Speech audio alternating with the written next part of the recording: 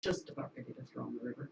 But when I'm on my iPhone and I go on your website, I have a very difficult time maneuvering around using the mobile website. Really? Yeah, yeah. And I don't know if it's the Samsung or if it's the iPhone or if it's the site. I don't know which it We're is. actually weeks away from rolling out a new site. Oh, great. Okay, but good. where are we on the audio? Because we have a really tight schedule this Yeah. morning. We're good. So we can go back to the interview? Yes. Sorry. Yes, you're live. Okay. Oh my. So you were talking about a veterans court? And we were talking about alternative courts Uh-huh. and how important they are for the right individuals. Because what it does is it gives people the opportunity to have real accountability that pulls them out of the system, that pulls them out of their cycle where they continually relapse and they continually get into more criminal trouble. Mhm. And so because it's much more intense than probation. We put people on probation, but infrequently in cases, especially misdemeanor cases, the probation is, they see a probation agent once a month and maybe they do some counseling. Alternative courts or treatment court, drug court really pulls people in every single week. Every single week they are in front of a judge, they're in front of social workers and so forth. Let me just tell you one last thing. In talking with Judge Dutcher down in Washera County, his comment to us was, especially with regards to the young man that I was referring to, and a number of other people, his comment to us was that he believes that the drug court in Washera County has literally saved the lives of several young people because of that level of involvement by professionals into the offender's life. Mhm. And it's great. I mean, I think it's a wonderful thing. And quite frankly, I wish that it's something that we already had in Portage County. And I'm working hard on the committee to do what I can to bring it in because I think that it's something that our citizens need. And I also think it's a good use of taxpayer dollars because it breaks the cycle of going back in jail and then getting revoked and so forth. So it's a good thing for the taxpayers. It's a really good thing for the appropriate offenders. And it's a pretty big group that will benefit from this. Is the recidivism rate in other counties that you've studied this in, is the recidivism rate lowered enough to justify Yes, the expense, do you think? yes, it is. Okay. And then in terms of human costs, it also justifies it. But yes, if you can get one person out, to put somebody in jail is about $82 a day. Mhm. $82 a day to house somebody in jail. Yeah, that's just if we keep them in Portage County. Isn't there an additional cost if we have to ship them elsewhere? There is some additional cost, but I mean, roughly that's the number you need to think about when you're talking about housing somebody in the jail, feeding them, providing for them, and so forth. Yeah, $82 a day. It's an expensive proposition to have somebody in our local jail, and even more expensive to put them in prison. Much, much, much more expensive. Mhm. So when we're talking about taxpayers, to some administrative areas where we can save money and where we have opportunities for improvement. Let me put it that way. Okay. There has been a lot of talk over many months and in fact a couple of years now about building a new jail and building a new county facility. We've done study after study after study. We're pouring all this money down the drain to facilitate these studies. When are we going to start seeing some movement on possibly a new jail or county building? Well, I can't answer that. I'm not on the county board. I'm a department head. My responsibility as a department head is to run my department, run it as best as I can. If I'm elected judge, my responsibility will be to run my court and to run it the best of my ability. But I will also be a leader for the county in the justice system. And will I have an opinion? Certainly I'll have an opinion. But when it comes to spending money, when it comes to the design, when it comes to whether we build a new building or not, that's ultimately up to the county board.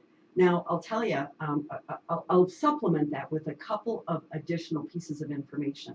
One of the things that I urged the Planning and Zoning Committee to do, and they did it, is to come up with some operational costs of what the heating and air conditioning, what all of the different utility costs are in the current courthouse. And as you know, you've been up there, we have a lot of HVAC problems, heating and air conditioning problems in the building. I know of probably 6 or 7 people that run little, portable heating units. They're very expensive to run, but when the building is 63 degrees, you have to do something to get it to a livable temperature. So my point is that when it comes to the operational costs, we spend a great deal more operating the current courthouse than we would a new building. There's no question about that. In addition to that, we have a lot of security issues with the old building. But the bottom line is, the other point I wanted to make is some time ago, I actually suggested that we move the clerk of court's office to the first floor and build another courtroom on the second floor. And I actually had talked with our planning and zoning person, facilities department head about how to do it. And it made a lot of sense, but if we were to have done that, it would have meant that we were making a permanent investment in that building, which I don't think people wanted to do. So the bottom line is, I will go wherever the county board sends me. If it's in the current building, that's where I'm gonna be. If it's in a new building, that's the county board's choice, not mine. And, you know, if they choose to do that, I'll be in the new building. Do you support building a new structure? It's not my decision, it's the county board's decision. I will tell you, there are a number of factors that suggest that it is a good thing for the county to do. But when we're talking about a structure that's 50, 60, 70 million dollars, boy, that's a decision for the county board, for the people that are elected to make the decision for all of our community, the entire community. That's their decision, not mine. I will go wherever the courthouse is. Okay. There have been a number of concerns brought out by the sheriff and some of the COs who work down in the jail that the mental health needs of inmates in the Portage County Jail aren't being met the way they need to be, and we don't have specific facilities for people with mental health issues. If you were elected judge, what would you propose we do about that? Well, I'll tell you, I think that, as I've said many, many times, our judges are leaders in our justice system. And we, as a county, as a community, we need to do a better job of addressing mental health needs. I will tell you, I did sit on a committee that was part of the Justice Coalition to talk about dealing with mental health needs. And what I found out in that committee, the committee only met a couple of times, and then there were some suggestions that were made, and frankly, I don't know if they were followed up on or not. But one of the things that we did learn was that every single Stevens Point police officer has gone through some NAMI training, some mental health training. And I really applaud that. I think that that's wonderful. And we had a couple of people talk to us about how they intervene and interact with offenders in the moment of crisis, and you know how important that is. And the sheriff's department at the point of that committee meeting, at that point in time, the officers in the sheriff's department had not gone through that similar training. And that may have changed at this point. What I will tell you is that as a county, this is something we need to address. Just by coincidence, I sit on the board of Mid-State Independent Living Consultants, and that board, that organization, MILK, as it's commonly known, operates the house called Rock Point. Rock Point is a place that helps people with mental health issues to not be so isolated. It gives them a place to go during the day. And I think that as a county, we should be doing more things like that and looking into more things like that as far as addressing mental health problems. And again, that's kind of an access to the courts issue. I mean, I believe as a county, we need to do a better job of addressing this. We have done some things, but we need to do more, such as the Rock Point. And that's a perfect topic for the Justice Coalition to take up with the committee. If I were elected judge, yes, that's something that I would certainly be advocating for, no question. Okay. And we only have time for one last question. Sure. What would you say to someone who questioned you having announced your candidacy on county property? Because there is a county ordinance which states that no candidate can campaign for themselves on county property. Well, a couple of answers here, or a couple of points that I guess I'd like to make. Number one, I think that the county courthouse steps, I think it's the right place to make your announcement of that kind. And I'll tell you, there's a long history of people making announcements.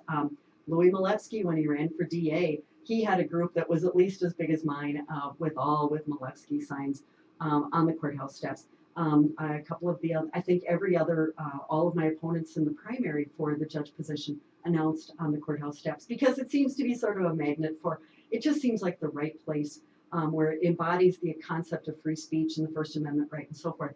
But I'll tell you, I think there's a difference between what happens outside on the courthouse steps and what happens inside the building. And I'll tell you, that's something that I've tried really hard. I had a campaign button and I was trying hard to cover it up when I walked in the building or remove it. I finally just said I'm gonna just remove it altogether, and I haven't worn it for at least a week or a couple of weeks now. But you know, that's important that you not use the county building in any way. And I think it violates county ordinances to do that. But I'll also tell you on the other side, one of my opponents in this race actually had a sign on the side of his car in the county parking lot. And a number of people brought it to my attention and said, are you going to do anything about that? Are you going to talk to anybody? And you know, my comment was, boy, I'm not going to go there. I never made an issue about it to anybody. Other people pointed it out to me, but I think you know, it wasn't. I'm just not going to go there. You know, I think that to make the announcement on the courthouse steps was completely not only appropriate. I think it's the right place to do it, but for this free speech, you know, because it's the place where we embrace free speech. But yeah, I'll just Okay. leave it at that. Trish Baker, running for Circuit Court Judge. Good luck tomorrow. Thank you. Thank you for coming in today. Oh, certainly. I'm happy to be here. Great, thanks.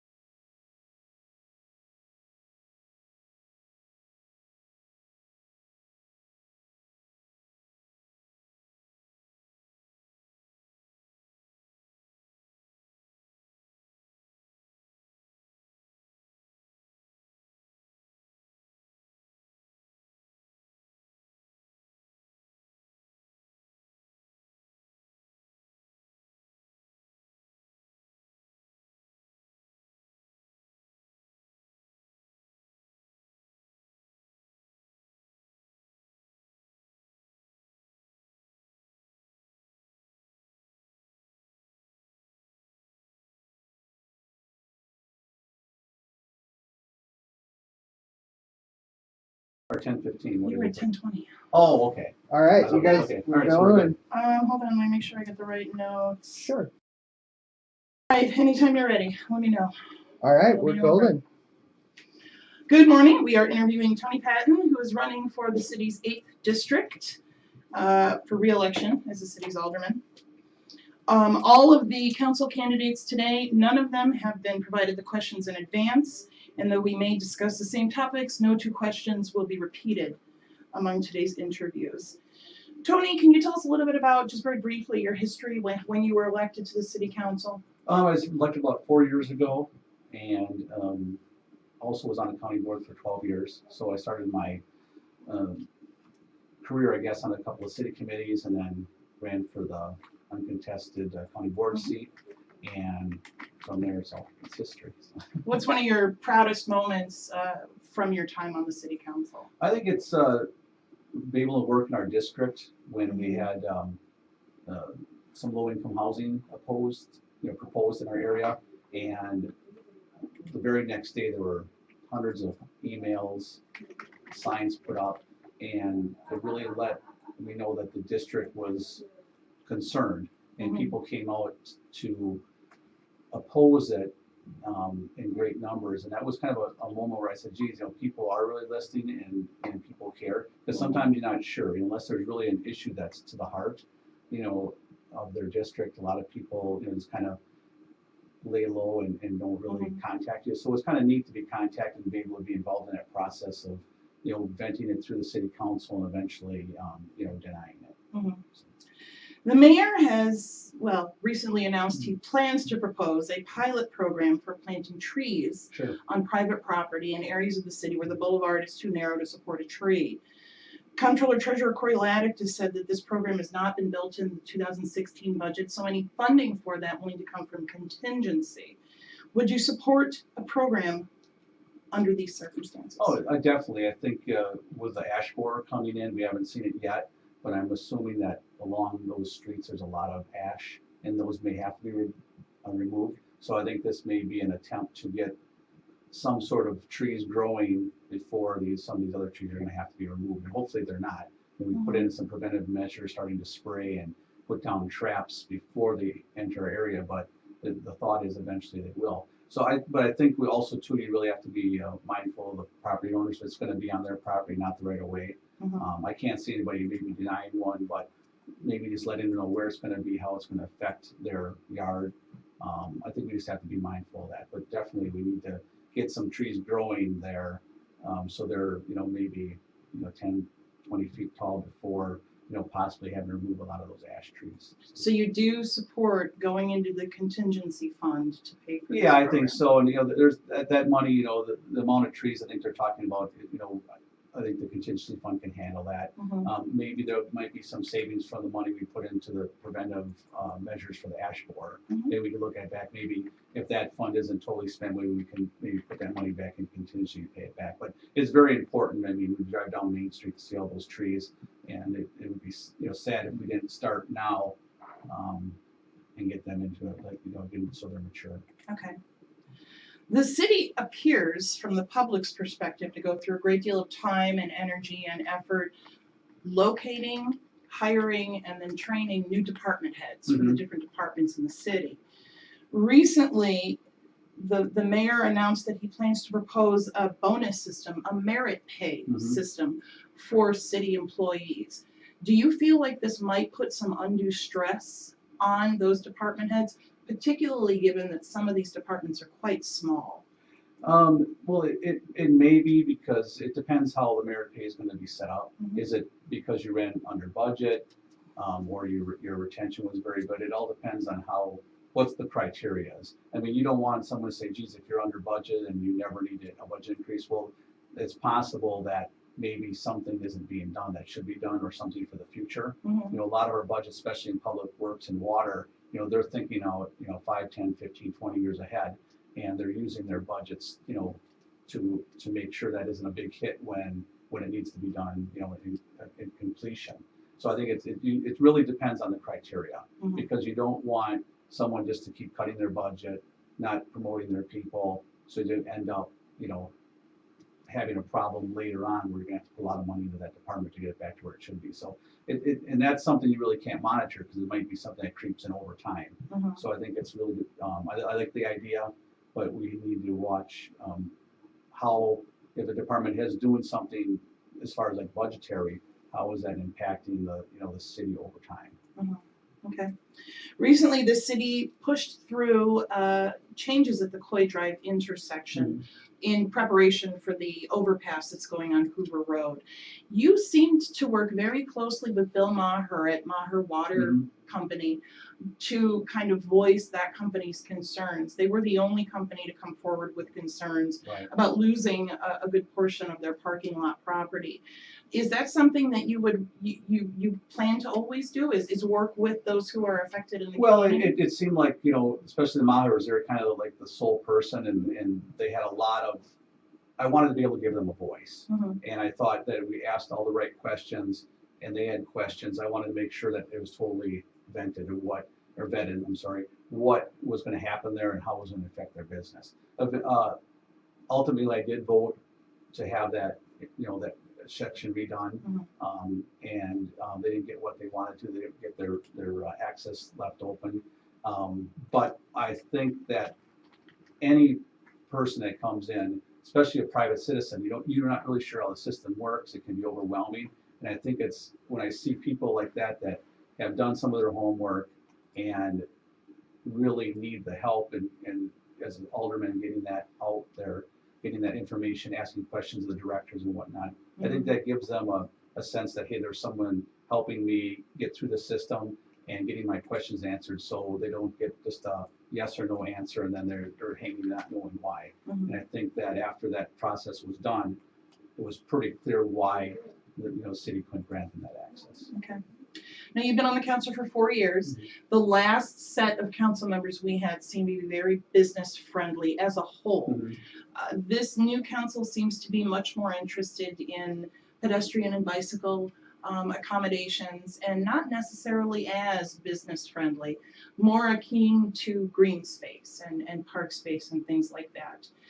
What are the changes that you're seeing, and how do you think that's changed the Well, council? I think, there were some of the initiatives that the mayor wanted to put through and that he was elected on, so we're seeing them go through the system. Mhm. I guess in the outlying years, 5, 10, 15 years from now, we'll see the effect of that.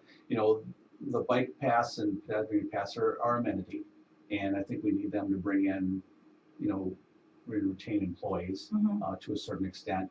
Um, I guess I have to have, what was the last part of your question? Just wondering what your thoughts were on how, Well, I how the think council's they are, changed. you may not be, geez, I want to build, a factory downtown or things like that, but there's a certain point, and I've noticed that with the older persons, that, they understand we have to have growth. And a lot of them, if they're campaigning or just talking on the street, they need growth to have tax money to do the fun things, to build amenities in the city, keep the parks going, and, that's development. And I think I've got a sense that they're, at first, I think the first year they came in, they're really paying attention to it, or really kind of focusing on it, but I think as you learn to become an alderman, as far as how the system works, what the city really needs, I'm optimistic that there's going to be big projects, like they wanted to say no Skyward, no key mobility, things like that. I think they're more concerned of where they are in the city and and that type of thing, but and that's perfectly fine. But I think there's enough wherefore all on the city council that they need that, we need to grow. But it's always also good to really examine those projects and make sure it's the right fit for the city. Okay. My last question for you, unfortunately, we don't have a ton of time because we have so many candidates. The city mayor, the city council and the mayor are basically two different branches of government. They balance each other out. But we're currently not seeing a lot of discussion, at least not publicly, with what have historically been very public vetting processes. You have the public come up to the microphone and say their piece. And historically, the city council has regularly debated and discussed a lot of these issues. And we're not seeing that anymore. I wonder if you could shed some light on why. Well, I think one of the big issues was Edgewater, and that always seemed to bring in a lot of concerned citizens. And so every meeting we had, there was a voice for that. And I was thinking about that myself. And I think there's not really anything controversial on the table right now. I know we had something where they wanted to, extend Heffron through. There's a few folks for that. But I don't think there's anything that's impacting anyone's district or neighborhood that people need to be concerned about. I'm thinking over time, there always will be something, a major project or something that people are going to say, hey, I don't want to do that. But, and it's all about the citizens coming out and do it. I mean, there was a lot of support to keep funding Edgewater at any cost that was voted by the city council. I oppose that, of course, but any cost to keep Edgewater open, and it's because it brought a lot of people out to support it. And I just don't see there, isn't that many topics that people are so interested and worried about that they came out. So I think that's what you're seeing, is you haven't seen anything yet. Mhm. I think, Do you anticipate we will see well, something you know, controversial I'm soon? sure because, you know, being like the mayor for his first 4 years, you know, that sort of goes sort of quietly. You kind of do all the fun things you want to do. You're, you know, doing the things that people wanted you to do, you know, when you ran for election. Mhm. But I think, you know, you get into your, you know, probably your third year, fourth year, fifth year, if you get reelected, that's where you're gonna have to probably start doing some things that, you know, maybe more controversial, Okay. or, you know, are presumed as controversial. So if Mayor Mike Wiese is a one-term mayor, we could potentially see nothing controversial. Well, you know, it's really hard to say, you know, it's, um, you just don't know. You don't know what's going to come down the pike. I mean, anything can be controversial, Mhm. and then that's part of the mayor's job in the city council to present it in a way and sort it out and vote with the will of the people. Okay. Thank you very Well, much. Tony Patton, District 8, good luck tomorrow. Thank you. Thank you for coming in. Yep. Can you edit that at all, or don't you? Maybe that part where I said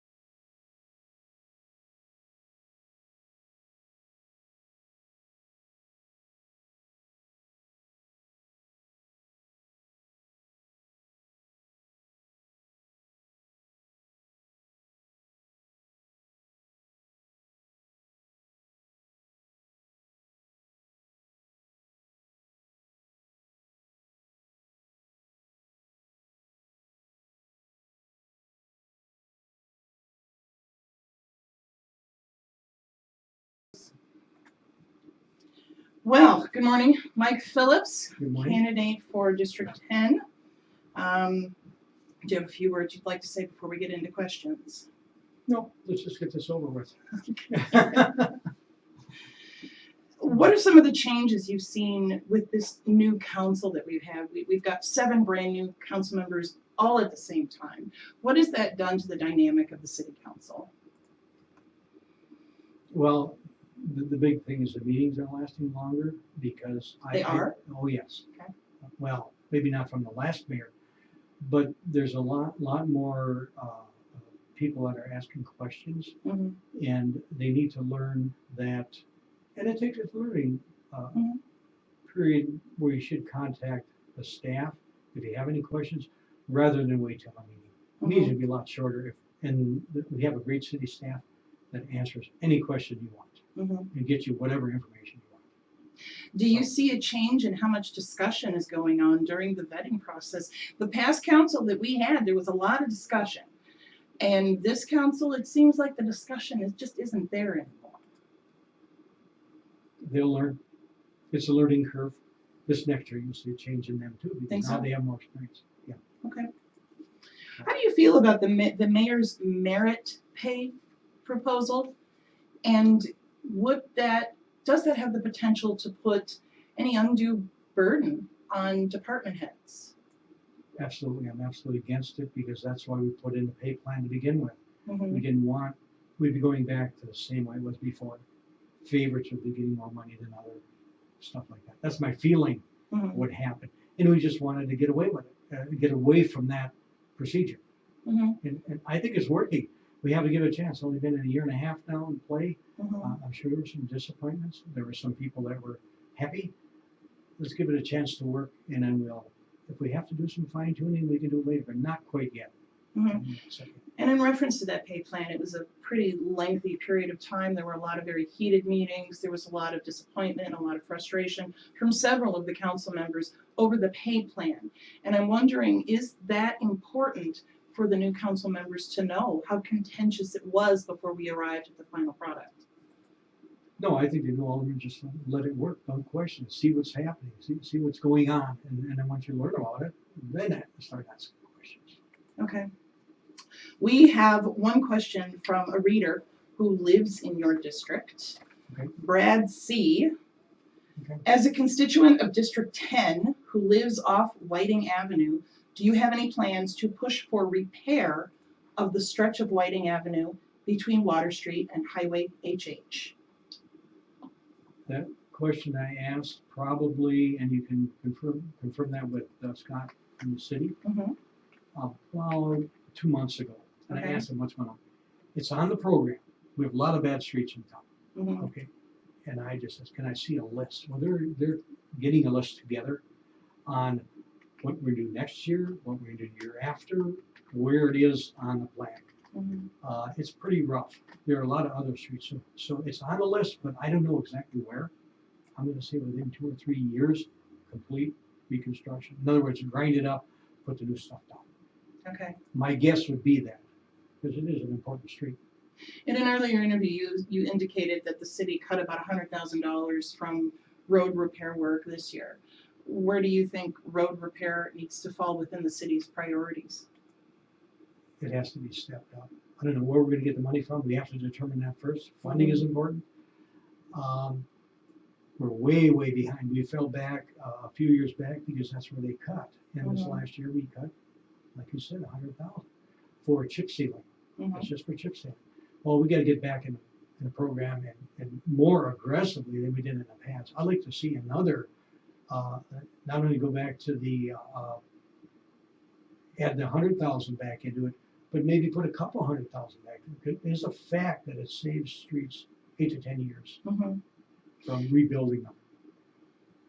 Okay. Yeah. With reference to funding, the mayor has proposed a pilot program to plant trees on private property in areas where the boulevard is too narrow to sustain a nice big tree. According to Comptroller Treasurer Corey Laddick, the only place we'll be able to draw funding from that is the contingency fund because it wasn't built into the 2016 budget. Is that something you'd be in favor of? No, Why? contingency funds are supposed to be for unforeseen emergencies and stuff that isn't figured in. If they want to do something like that, it should have been in the budget last year. And I'd ask it be put in the budget next year. In 2013, there was money pulled from contingency for the Bray architectural study done over at Midstate. Is that something you voted for? I probably did, because we need the city hall. Mm-hmm. It's one of the big things coming up. Will it fit there? Will it won't? And it came up pretty fast that we were even considering moving the city hall there Mhm. and police department. Mhm. You wanna know what I think about moving there? I don't know why we aren't there already. So you're in support of a move to the Oh, former Midstate absolutely. location? If the money is right, and I'm on the committee to look at this right now. Mm-hmm. We're looking at probably five different scenarios of where we can move, can't move, whatever we can do, what it costs and everything else. And we're gonna pick out the best place to move and the most economical place to move. So it'll cost the taxpayer a whole ton of money. What's the timeline on the public being let in on what those plans are? Soon, we've Weeks, months? I'm gonna say within a month, because we've been working on this for probably a little over a month. Mm-hmm. And we're narrowing it down. Right now, we're getting numbers put in these spots that we wanna move. Mm-hmm. And that's what it's gonna happen. Now, I asked the committee to be formed for the mayor, and he did form it. Mm-hmm. So now we're working with it. Now we gotta give it a chance for everything to work out. And then it'll be brought forth with maybe 2 or 3, hopefully recommendations with, plan A is best, plan B is second, and one item is 3 or something. And I think that's enough. But we're vetting a whole bunch of places. So this is an advisory, like an ad hoc committee? Yes, It's advisory to the council? yes. And we're moving fast on it. We had a meeting last week. We had a meeting 2 weeks prior to that. Okay, So we're moving pretty quickly on it. so we're not waiting for the county? We're not waiting for the county. County, I was at a meeting with the county a month ago.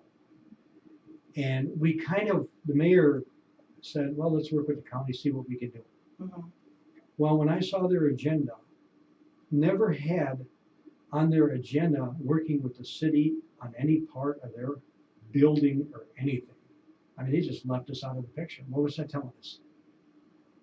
It's telling us that maybe we better hope for our own. So you took the hint Yep, and moved forward? I think we have to. But where we are, I don't know yet. As far as the dollars, taxes, how are we gonna pay for this, and just everything. That'll be in the next step. We've seen a lot of small changes in the city in the past year. We've got bike hitches, more accommodations for bicycles and pedestrians, a pocket park that's going in over by Piffner, Mhm. and now we're talking about moving City Hall. Are we taking our time and looking at all these expenses in a responsible way? Oh, absolutely. Yeah? Are you comfortable with Absolutely. that? Corey's right on top of everything, and I asked him to be that way. Mhm. Tell us how we're gonna pay for this without raising taxes. So he's So doing that's it. a He's doing priority. his job. Yeah, he's doing his job. Priority for you would be to keep the tax rate the same. Absolutely. Like it has been in the past. Okay. Those are all the questions I have for you. Great. Mike, is there anything else you wanted to say in closing? No. All right, well, thank you for Just coming that I in. hope all the incumbents win tomorrow. Well, what makes you say that? We have a young council. You think They're the real. experience is important? Oh, absolutely. We could go in a complete different direction Mhm. 2 months from now. Who knows? I don't know what the financial background is on a lot of these people. I don't think they don't know what our comptroller treasurer has to do and what his obligations are, what our state obligations are, all that stuff out there that nobody knows about. Mhm. They think they know. I thought I knew when I first got into it, but since '95 it's changed. Mhm. Everything's changed. Next year, it's gonna change again. So, Well, Mike Phillips, District 10, good luck tomorrow, sir. thank you. Thank you.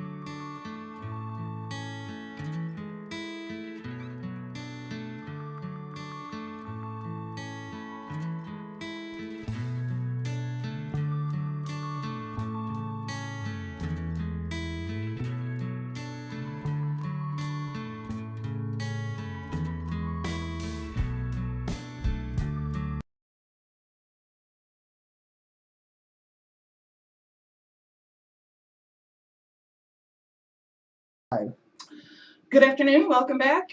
We are here at the Stevens Point City Times office with school board candidate Amy Daly.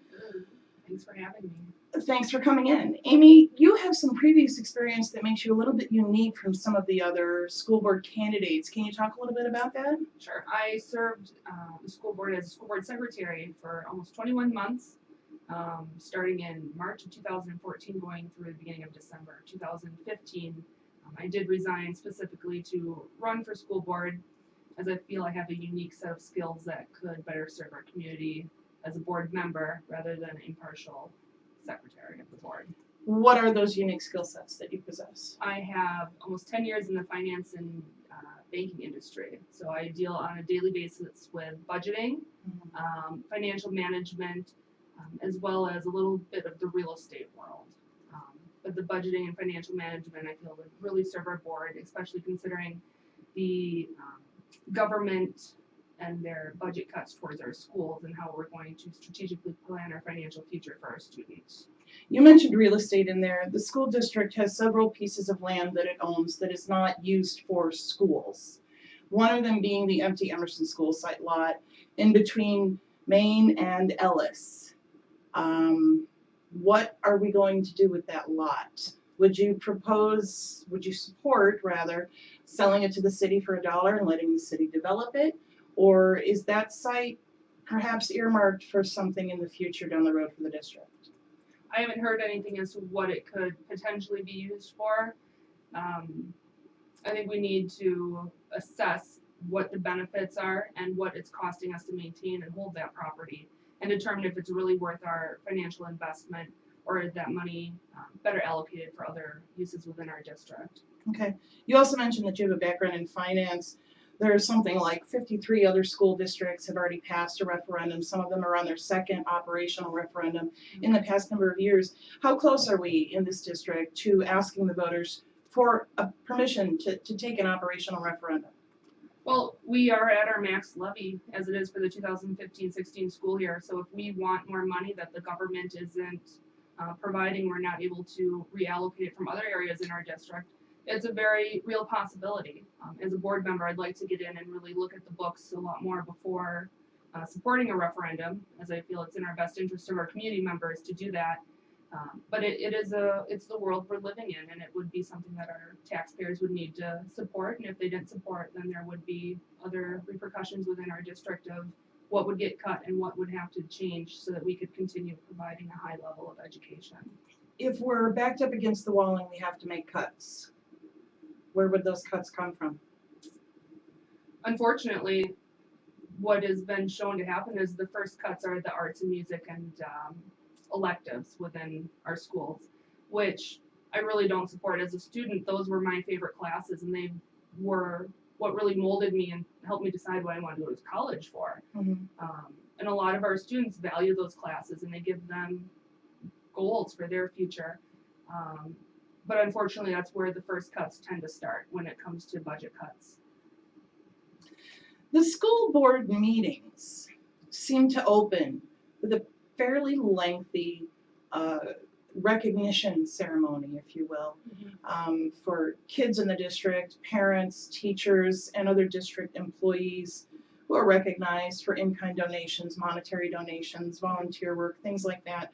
And those ceremonies range anywhere from a 5 to 10 minute span to a 20 to 30 minute span. There seem to be quite a few plaques given out, and in some cases a simple certificate of appreciation. How important is that recognition? Is it worth the time and expense to continue doing that, or is that something that's best left for perhaps an annual dinner? That's a really good question. For the students who receive the certificate, I think that's invaluable for them. That is so important for those students to show, for us to show our students that we're proud of them and their achievements and successes. In regards to our business members or community members who receive the plaques, they're receiving the plaques for serving our community and our schools, which again is really a huge benefit. I do agree that there are times where it goes on for closer to an hour, and that does get long and drawn out, especially when the board meetings go sometimes until midnight. However, I do feel that it is an important thing for us to support our community as our community has supported us, and for us to support our students, so that they can have that reaffirmation of their success. Some of these students are recognized with a certificate just for saying the Pledge of Allegiance. Is that a success? Is that a metric of success we want to celebrate? Shouldn't that be a standard expectation of a child? My daughter was one of those, and she did get a certificate as a 4K student. She was so proud of herself for having said the Pledge of Allegiance, but the certificate didn't necessarily mean anything to her. I don't necessarily say for the Pledge of Allegiance a certificate rather than an introduction of your family. But for those students who have achieved other successes within our district, awards, recognitions at the state, national level for programs that we offer, I think those are merit of the certificate. Okay. What is it that you want to see in our next superintendent? I know we've narrowed down 2 finalists from a pool of something like 23. Mhm. What are you looking for in our next superintendent? What's important to you? I actually believe the superintendent is being announced today, Mhm. who their decision was. I've met both the candidates at the forum that they offered, and they both offer something that would be valuable to our district, but they're both very different candidates. Dr. Bush has provided great guidance in helping the board come together and work together, and I would hope our new superintendent would continue to work with that.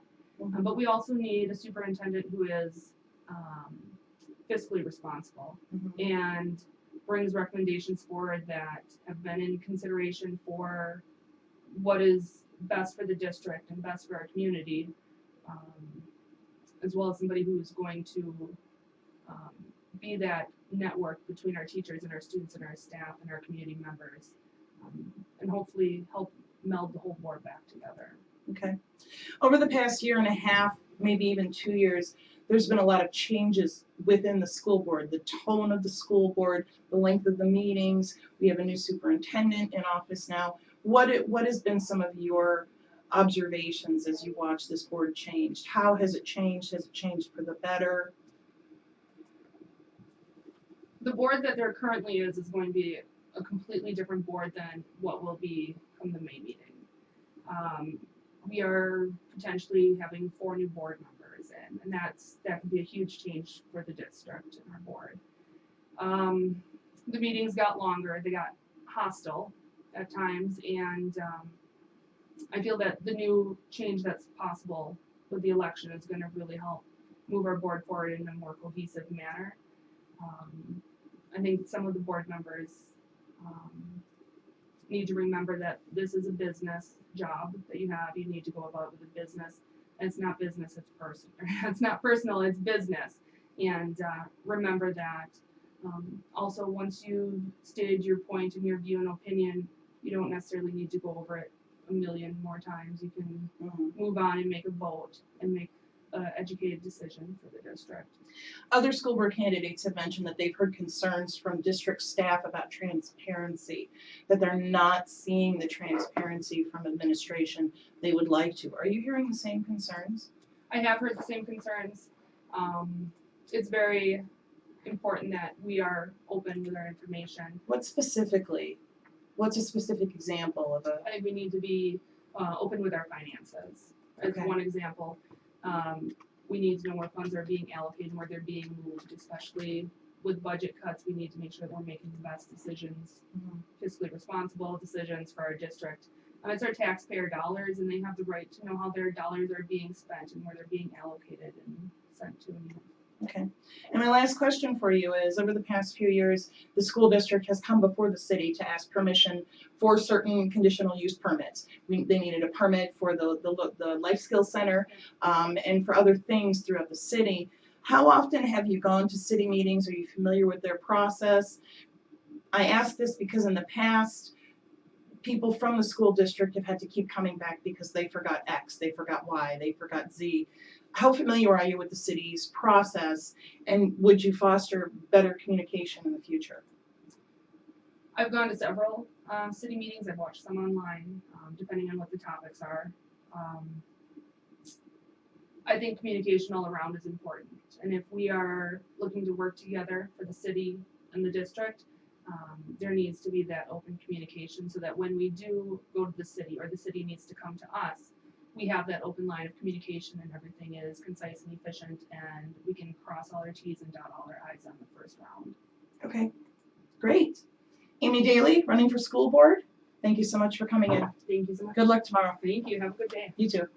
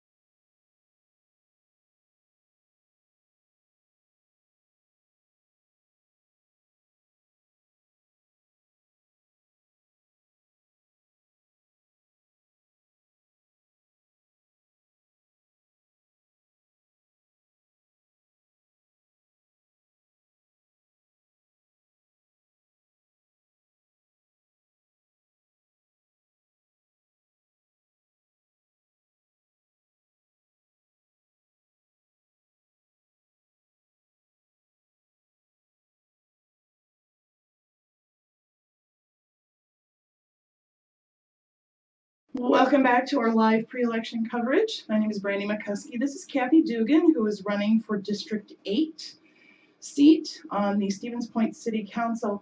Kathy, did you want to say a few brief words about your experience and why you decided to run for this seat? Yes. I have been involved as a concerned citizen, kind of an advocate citizen in city government and a bit in county government since probably about 2000. I currently sit on the redevelopment authority on the city council, and it just feels like it's the next step.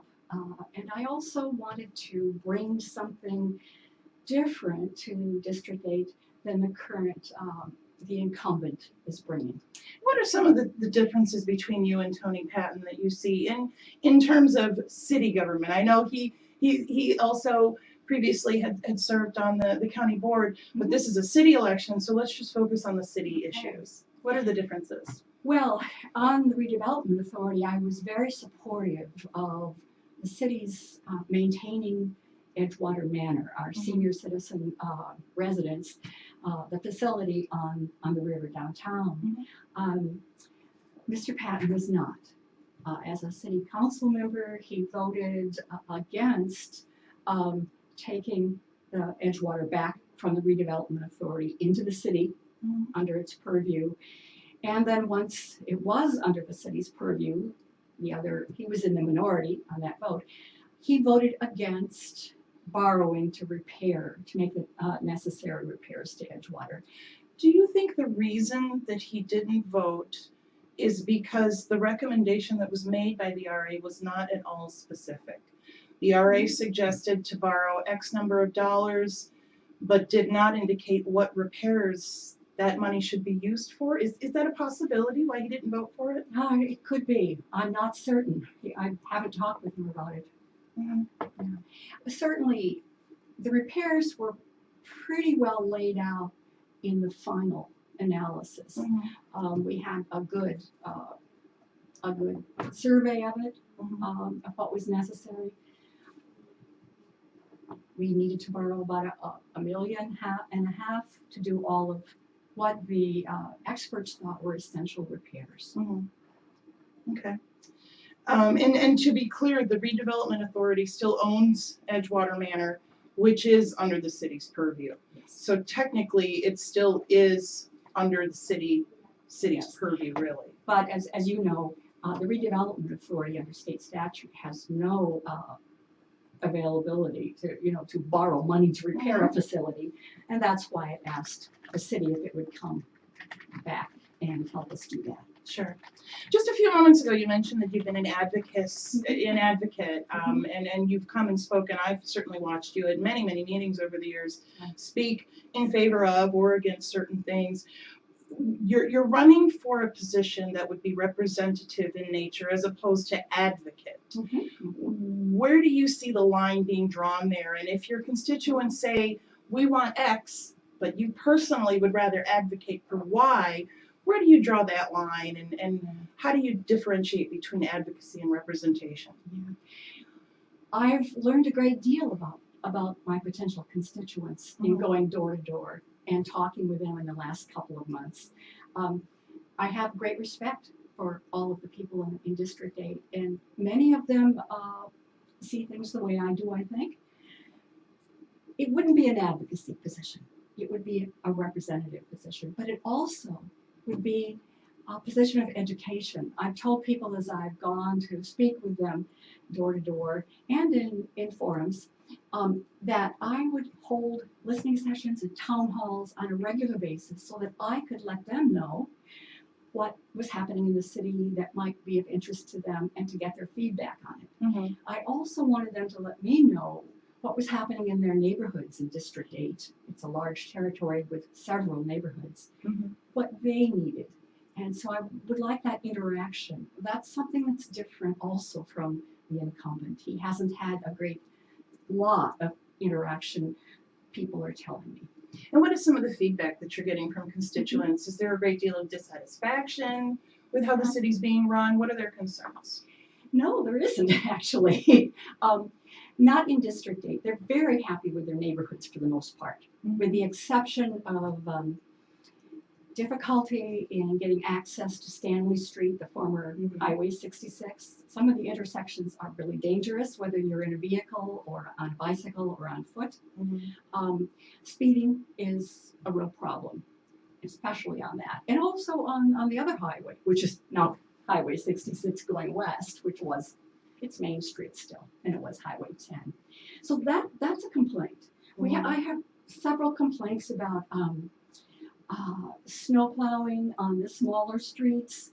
There is a nice schedule for doing that. But if it's really difficult for people to get out of their driveways after they've been plowed in, for instance, or never plowed out, I would be an advocate for them in going to the streets department and saying, can you do something special on this street? And I think that's where the advocacy part of me can come in.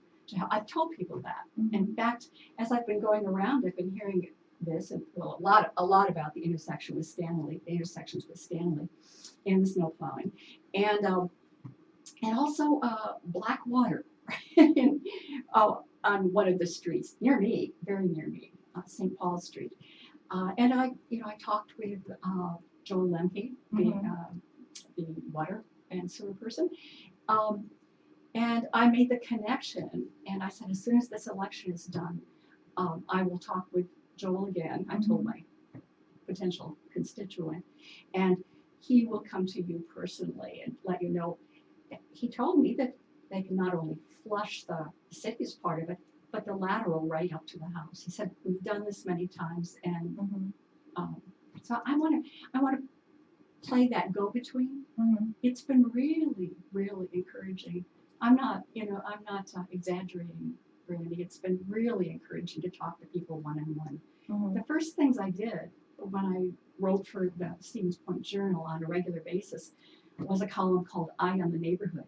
So my heart kind of is in the neighborhoods. And now I've got to become pretty intimate in the last couple of months with all of the various neighborhoods in the area. Some of them are absolutely beautiful. I've met people who've said, I moved to this neighborhood because of the trees. It feels like the North Woods. Someone else said, I moved from southern Wisconsin. I can work anywhere. He must be an IT person. He must be doing things online. I can move anywhere, and I moved my family here because it's beautiful, and I don't have a complaint with city services. I didn't really hear a great number of complaints in our district. When it comes to green space, I know you're environmentalist, I am. you're very big on green living I am. and bicycle pedestrian transportation, things like that. True. When it comes to green space, anyone in the Parks Department will tell you that green space requires a tremendous amount of maintenance Yes. and cost Yes. by the city, but does not directly return any of that money to the city by virtue of it being there. Right. Do we have enough green space? Do we need more? We have several large, beautiful parks in the city, and a number of them throughout the county as well that we all get to use.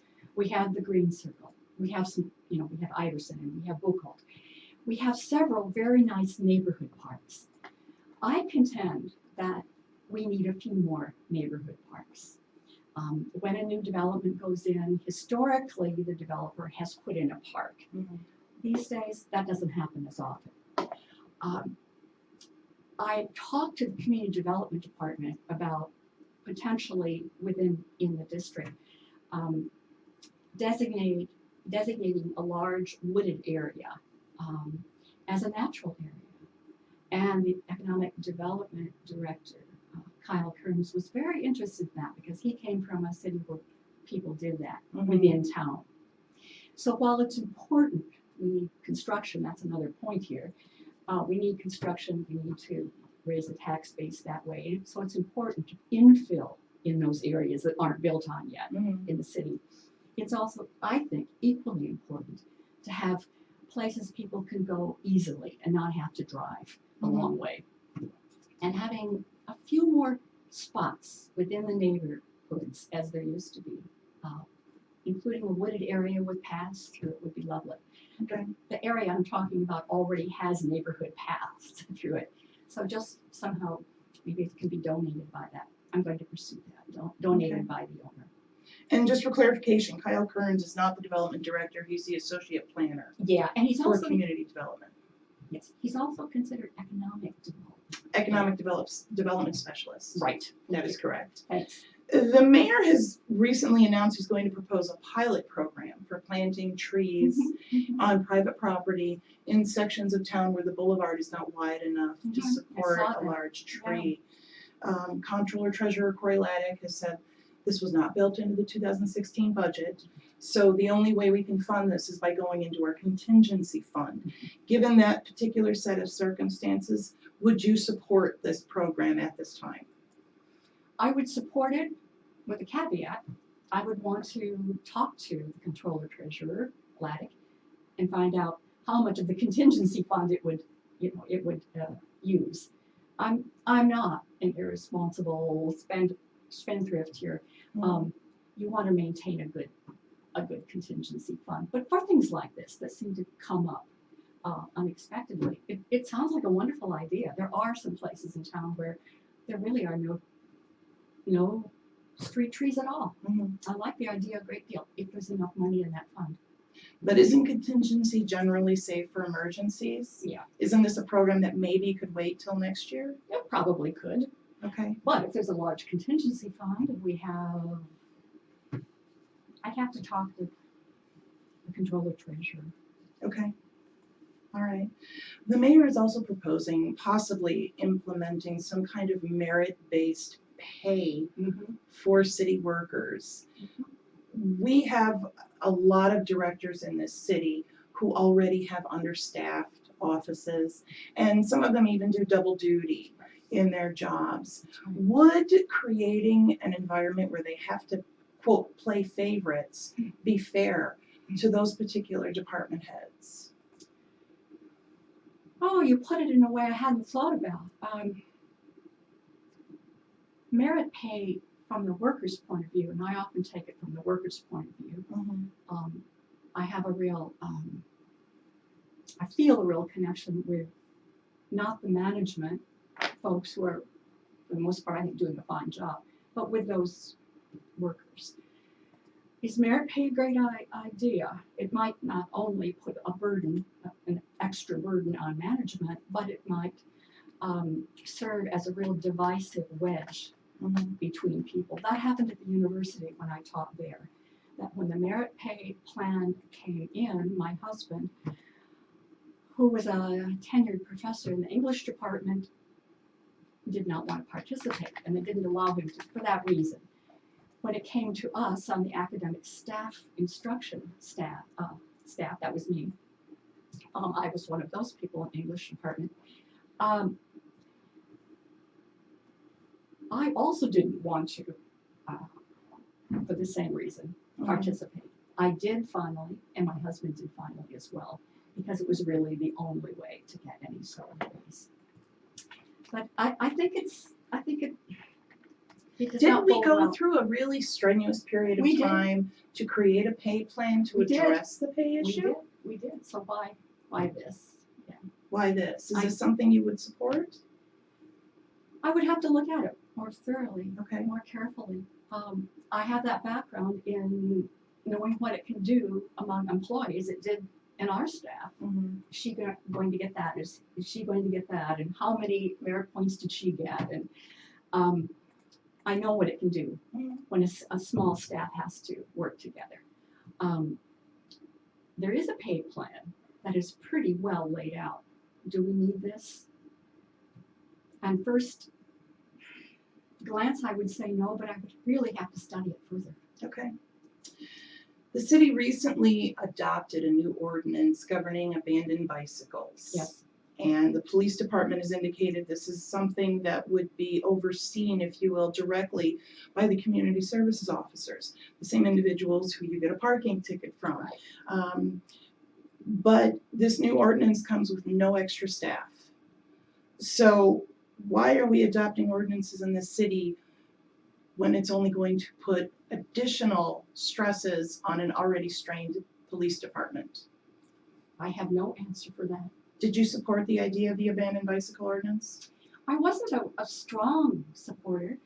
It was something that came up rather quickly from a particular group of people. It has merit. There certainly are all over, and at the university too. Abandoned bicycles just chained to a bike rack for a long time. I think it's a good idea. If it puts too much pressure on, too much time from a community service officer, and as I understand it, that is not a full-time position, is it? No. Right. Then, yeah, I think I would have to think twice about it. Okay. Those are all my questions. Is there anything else you wanted to say in wrapping up? Oh my goodness. Gotta keep it short. We're almost out of time. Yeah. Thank you very much, Editor McCuskey, for giving me this opportunity. Thank you, Kathy Dugan, candidate for District 8. Good luck tomorrow. Thank you. Thank Bye-bye. you.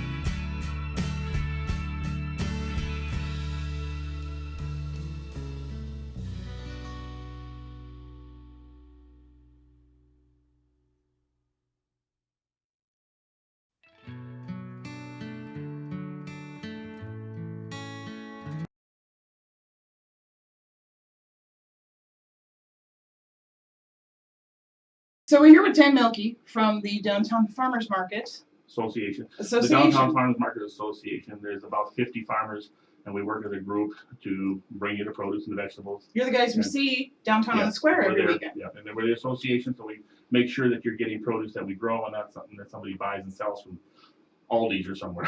Mhm. So we're kind of a regulated market that makes sure that the products are actually grown by local farmers. And you just had a meeting, not recently? We your got our meeting? annual farmers market meeting Saturday, and I think it was the first. Was it the first or was it the second? Second. On the second. And at the meeting, the city normally gives us a presentation, and they came through and they gave us a shocking presentation that we didn't even see coming. Nobody told us ahead of time that they have a proposal to expand the farmers market in such a way that we feel it will almost destroy us. Now, the Farmers Market Association has a you can only participate if you're within like a 50-mile We have a radius or something? 30-mile radius to ensure that the local farming community is taken care of. In other words, there's so many what I call commercial venture type farmers that go all over the state and set up vending stands and stuff. And our farmers market is a local community farmers market designed to help local farmers and the local community. And we didn't want to see it get so big that we can no longer manage it. We have to go and investigate farms and make sure that people are growing stuff.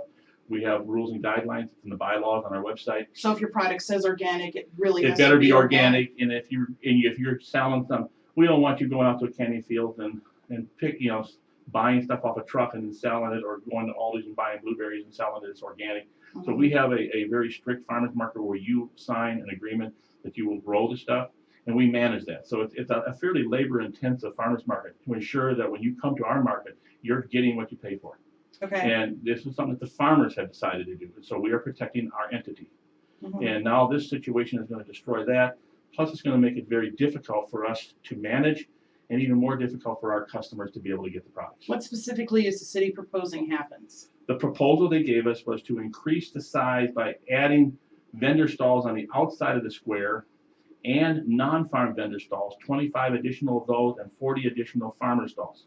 So that's 65 more stalls, and we would have no control over the non-farm vendor stalls, and we can't control that many more. So what you're going to do is you're going to double the amount of custom businesses, which is going to hurt every one of us as far as the amount of produce we sell, and that's going to make it not sustainable. In other words, it's kind of like when you hear about the big box stores coming in and running out the little businesses. This is happening here. It's kind of like, or like with the union when you have scab labor coming in. This is what's happening. We have a nucleus that's been selling here. We've been here since, my family's been selling here since 1860. So it's kind of a historical, cultural market, and we've been maintaining it and doing a pretty good job. And there's ethnic vendors here. There's Amish goods that are sold yeah, here. there's the Amish, we have the Hispanic people are selling, the Hmongs are selling, the Polish naturally are selling, and they even let us Germans in once in a while. But we all sell, and we're growing the product. So it's a small incubation system for people.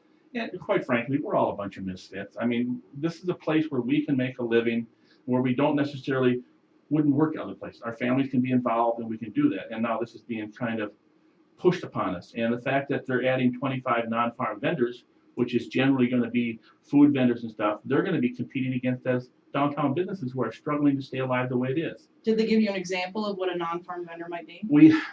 They were evasive. That's what's kind of frustrating. But we did the egg rolls. The vendor in the store that downtown here asked, "Are you going to have like egg roll vendors?" Well, no, we would not duplicate services. So, and I said, "You mean so it'd be like a hamburger?" They said, "Yes." So they are insinuating they would have other food vendors there. And then they did finally admit that there would be crafts and art stuff possibly there. So what you're doing is you're creating kind of a flea market type event, or a cultural fair type event that's taking traffic away. You add 65 more stalls, taking out parking stalls, plus you add up to 2 cars per stall for vendors that manage it. You're looking at 150 to 200 and some cars that are parking in downtown, on top of what we already have, taking spaces away from customers who want to come and buy from us. Couldn't the argument be made that your audience is now doubling? It hasn't. We're not selling out right now. We have plenty of produce. We're hurting during the middle of the week, and so by pushing it all into one segment, what you're doing is you're actually just bringing in more competition that isn't there right now, taking away from what we're selling, and so we're having a harder time turning a profit. And so it's kind of hurting those that, it's not protecting the downtown business district nor the farmers. Plus, if you start intruding on the downtown businesses by having outside of graffitis, let's say, having right now they've got 4 vendors there selling food, so graffitis have to have competition against their food, and they got it designed to be where they have their food court. And I checked, and they said they haven't got their food court license this year. We're wondering why they're holding back on that. I talked to one of these vendors, was going to pay his license, says hold off, we'll know more next month, but that price may differ. So they're up to something, and we think it's going to happen this month. And that means in 2 weeks at the common council meeting, this could come up and be over if we don't speak out now and get the public and the consumers to say, we don't want you to mess with our little historic downtown market. It's working good. Let's keep it that way. If you need to have more vendors, farmers, if there are more, let's have a Saturday, Sunday market increase and let the midweek increase. Don't pile it all in and then make it hard for customers, especially our elderly, our seniors, families with children and pets carrying their strollers stuff coming down to the market to buy. They generally will buy, take all their groceries to one of the farmers and say, leave it here till I get my car. They take their family back or themselves, they get in the car, they drive around, stop, we hand it to them, or they come out and pick it up and then they leave. This system will block off traffic to that whole entire market for us, so that can't happen. If you want to come and buy 25, 30 bouquets for your flower, for your wedding, it won't happen because you can't get in there. If you want to buy a couple of bushels of tomatoes, which weighs 120 pounds, it won't happen because you can't get there. A 40-pound watermelon, forget it. We won't have the ability to do that. They're not thinking of the farmers or the downtown businesses. We don't know why they're doing it. We don't know why we're the last to find out. You think if you're going to make a change to the farmers market, you'd have come to us at the beginning? So when you say they, who specifically came We to don't you? know who they is. We do know this. Who made the presentation? The presentation was made by the city. Who from the Tricia city? Church normally presides. This time it was the mayor. And he made the presentation.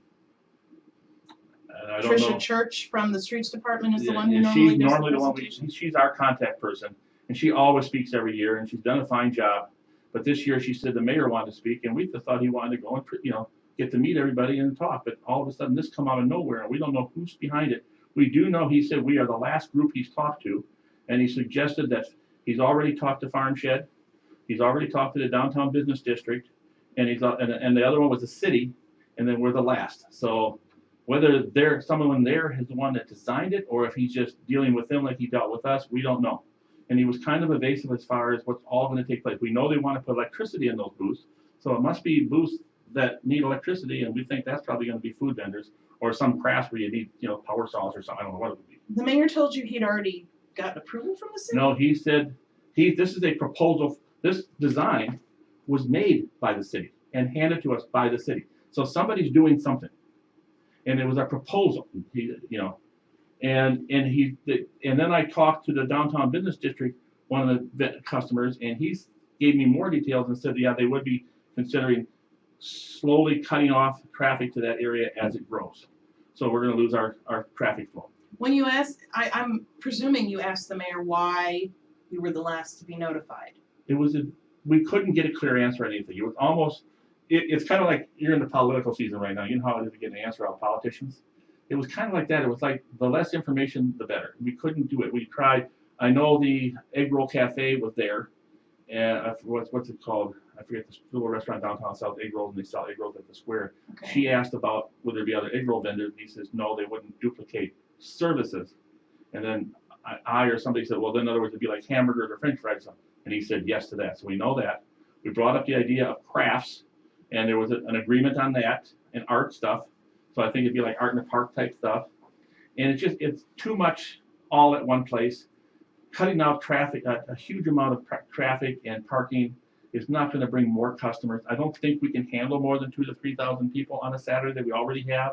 That's why we said if you really want to do something, let's have a Sunday event as well. And then if we have overflow because we can't sell both on Saturday and Sunday because the produce have to be ripened. Mm-hmm. But these other vendors, let's say if we get more vendors and they want to build up the Sunday market, we can have 2 markets and we can still take care of all the vendors. But we really don't like the idea of the non-farm vendors competing against the local business. We've always had a symbiotic relationship where we benefit from each other. Mm-hmm. We bring customers and they sell food and products to those customers. If we're going to do it all, we're just leeching off the downtown business district. And that's wrong. And what these non-farm vendors and other people are doing is leeching off of us, taking away our profits, and we're not even making, there's talk right now about a $15 minimum wage. I don't think I made $2 an hour last year. And now they want to cut that in half. We can't survive. And I'm probably one of the more profitable ones. A lot of these people are people that aren't high income. This is their livelihood. This is all they have. And to cut that down is going to destroy it. There has been talk that we may have to go and try to find some entity that has a large parking lot on the outskirts, or maybe off by Walmart or by Fleet Farm or something that might consider where we could set up our stands there if this happens, because it's going to put us out of business, or have multiple markets throughout the area because we won't be able to make a living. It's just not going to work. It sounds neat and warm and fuzzy, but we don't live off of warm and fuzzy. We live off of customers that need to buy produce in large enough volumes that we can turn a profit. What produce does your stand sell? We sell, well, my stand is, I'm just one of 50 of them. I sell certified organic produce, vegetables, and berries, and we sell canned pickled goods, processed foods, such we do baked goods, pies, we do jams and jellies, and so we do a number of things. And you I'm a major garlic grower. I sell organic garlic. You've kept the number low. We haven't kept it low. We've never turned a legitimate farmer away. Okay. We've always had a place run. We have 10 more vendors than we have spaces. But some of those vendors only come in the spring with their berries. Some only come in the fall with their apples. And so we've never had somebody go home without a place to sell. And we could probably maybe 1 or 2 times a year. This year we might have that. But there's 6 other days that they can sell it, so they still have an opportunity. And we are going to try to get people to sell on Sunday as well. We get a lot of calls from consumers wanting to know, do you have a Sunday market? So after church I can come out with the kids. And we would love that. But to punch it all into a Saturday, when they have crazy days or Harvest Fest, we lose about half of our customer sales because they can't get to us. And this is what that's going to do to us every Saturday. And so that's scary. We had the association, you had a private meeting afterward, I should say private, they were the only farmers there. And they had voted to be against this, that they're not in favor of it, and they had directed us to try to see what we could do to make sure this doesn't happen. I don't know if we can stop it, but we're hoping the consumers that come to the market will see this as not being beneficial to the farmers market as we know it, and that they will voice their opposition to the aldermans, and hopefully they will stand up for us and keep the farmers market a viable market that has the long history that we've had. I say my family's been here since 1860.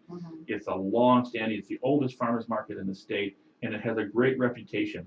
Why risk it by doing this risky type of thing at this point? Weren't some of those same arguments made right before the downtown square remodel?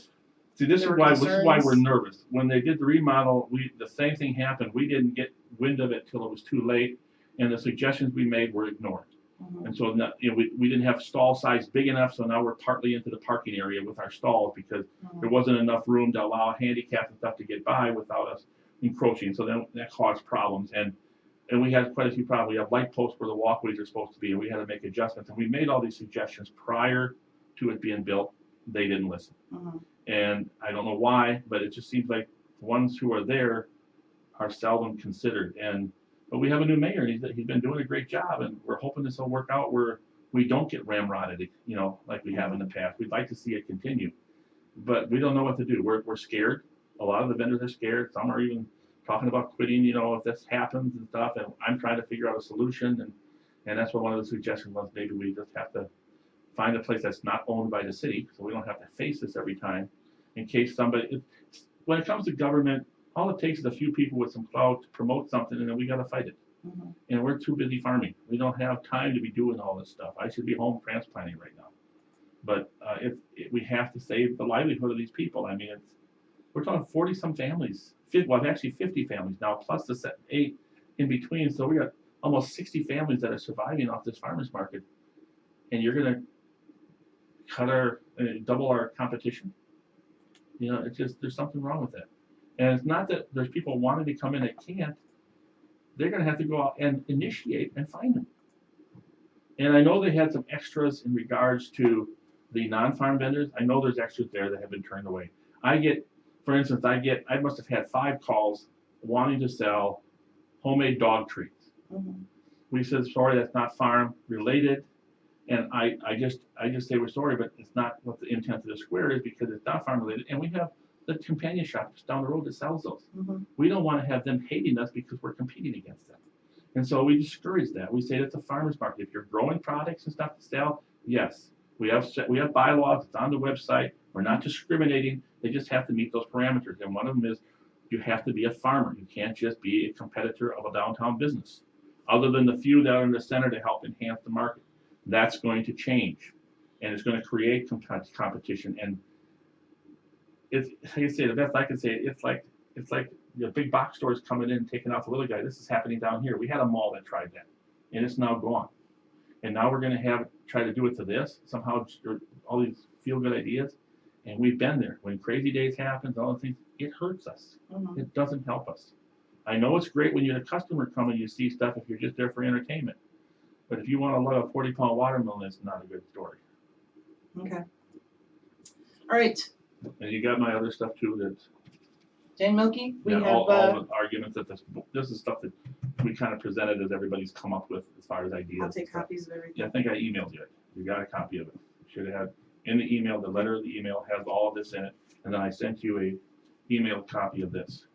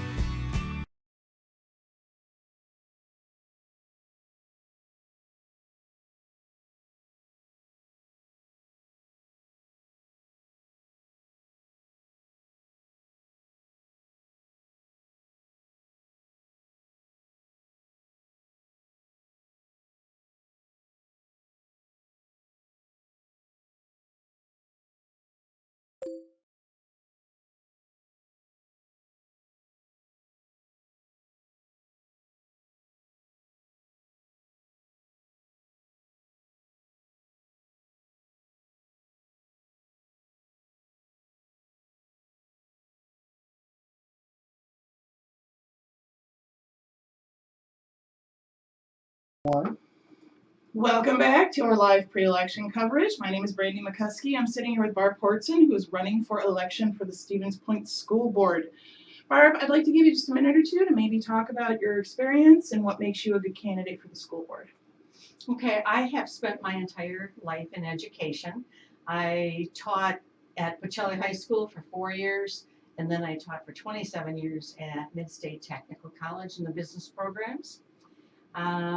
I retired in 2008, and for a short time, about 14 months, I went to work for the school district as their school board secretary, which I found extremely interesting, and now I'm back to participate in that in a little deeper way. Why did you leave that job?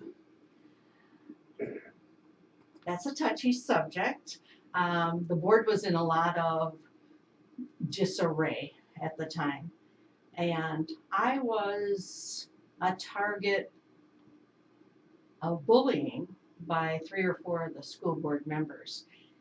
And because I was retired and I didn't really need to be in that situation, I gave the job up.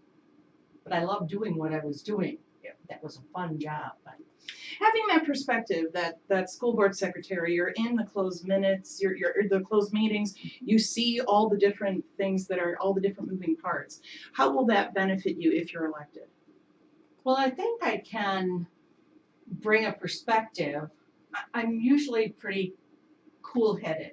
I can look at all the parts. I want to hear both sides of the story.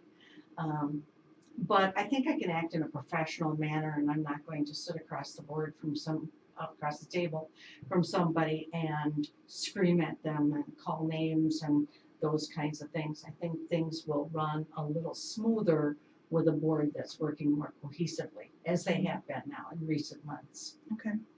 I had planned to ask you about the recall, but a reader beat me to it, and we actually had an email question come in from someone called Dana T. Why were you involved in the recall, and what purpose did it serve? I was involved in the recall because I had been contacted by a lot of people, And let's be clear, we're talking about the recall of 2 school board members. 2 school board members, Lisa Totten and Kim Schierick. And I had witnessed a lot of negative behavior, as I'm sure many community members had. But I got a lot of phone calls after I had quit saying, you know, we need a school board that's going to be working professionally for the kids, and it just wasn't working. Meetings were going till 2 a.m.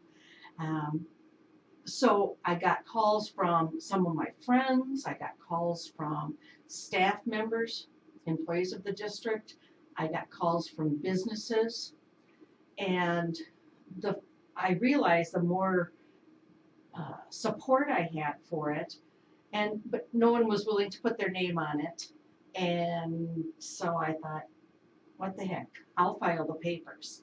And I really believe that the goal, while we wanted to recall them and have it be on the ballot last August or April, I think the community got educated in what was going on. They had no idea some of the things that were happening. So do you feel that the way that the recall unfolded, maybe it got the community a little more involved in what the school board was up to and how it functioned? Without a doubt. In retrospect, was it a good thing because of that, because the community got more involved? Absolutely. At first I felt, oh, we didn't succeed. But what we succeeded in was making the community aware what was going on, what should be going on, and this time we have several very good candidates for the school board. Do you feel that continued increased interest in the school board, does that continue? Are we still, do you think people are continuing to stay up to speed with what's going on in the district? I think so. I sure Okay. hope so. I know several people myself who, as their kids get a little bit older, they're going to put their name in the hat for the school board, and they'd be great at it. But, you know, when you're raising little kids, it's a little harder to put your heart and soul into a school board position because it is time consuming. But I think that will continue. Former Superintendent Attila Wenninger was in a very awkward position because Act 10 came to fruition while, you know, during his time in that seat. Do you feel like any superintendent who was in office at the time of Act 10 would have had a similar experience as Attila Wenninger did? I think they would have, and I think other districts proved that that's what happened. It was a horrible time. Mhm. And I think maybe things could have happened a little smoother, Mhm. a little milder, so as not to make everybody so angry, Mhm. because there's an awful lot of anger in our district. And I think Dr. Bush has done quite a bit to ease some of that, because I see working cooperatively a whole lot more. We're hearing from some of the other school board candidates that there are concerns about transparency from parents and other community members as well as district employees. Are you hearing the same thing? I have for years. We've heard about that, and the budget is probably the biggest one that I hear about. You know, we want to know this, this, and this. You know, we ask and we can't get it. Well, that has to stop. You know, we've got to do something about that. And you say you've been hearing this complaint for years and years, so before some current department heads were even here, we've been having these concerns. Right. How can we fix that? Well, I think when a community member or an employee asks for information, I think it has to be forthcoming. I mean, they have to share that information. On the other hand, if they ask for something every day and, you know, it's minute, the goal, the mission of the school board is not to micromanage. And, you know, we are to look at the bigger picture, the policies, those kinds of things. And we can certainly request that our department heads do what they're asked. And again, that it's time consuming. You know, open records requests take a lot of time. But I think we need to share those things. We don't want people thinking that there are backroom meetings happening with things going on under the table, so to speak. There are a number of different plots of real estate all throughout the community that are owned by the school district, yet seem to serve no immediate or direct purpose in terms of education or physical education. One of those being Emerson Elementary. And the Old Main Neighborhood Association has regularly tried to get something done with this lot of land. It's a very large lot. It covers an entire city block. There's some very old playground equipment from when the school was still standing. Is that particular piece of land something you would like to see the school district unload, give to the city, sell it for $1, or should we keep it in the district's purview and develop it in some other way? I think you'd have to do a cost benefit analysis of, you know, how much is it currently costing us? You know, is it something that we really could use? It's in a very busy part of town. The streets are very busy. So you'd want to make sure that it was something that, you know, we don't want our children getting injured being that close. And I realize it was fenced in and those things, but in fact, on the board agenda for tonight, I think, for one of the committee meetings, they're Business talking about services. the Hoover Avenue house that they own. Mhm. And what are they going to do with that? Because they've rented it for a long time, but maybe that'll go away, save a few bucks too. Let's talk about money. Something like 53 school districts throughout the state of Wisconsin has already passed one operational referendum. Several more have already passed a second operational referendum. Where are we at that point? Are we close to having to ask the taxpayers for more money. I think we are close. But I think we still need some information. Once the new board is seated, I think we need to all be brought up to speed. Mhm. You know, what are our numbers at this time? And, you know, the state and federal government has continuously cut our money. And if we don't get more money, at least to stay open and keep our current programs, we're gonna need to go to a referendum. And then our community decides how much to put into our educational system. And if worse comes to worse and the voters turn down any such referendum, where should we cut? What's the first to go? Boy, that would be a storm, because a few years ago, several years ago, 08, I think it was. they started to talk about getting rid of some of the athletics Mhm. and, you know, electives. And they've already cut back on our music Mhm. program and our arts, you know, those band. I think those kinds of things are really crucial. You know, I know kids who stayed in school because they were in football or Mhm. the Some band or something, extracurricular some activity. extracurricular activity. I guess I'd have to talk to the community. Mhm. You know, we So got- you would actively seek out input from constituents if you were Oh, elected? without a doubt.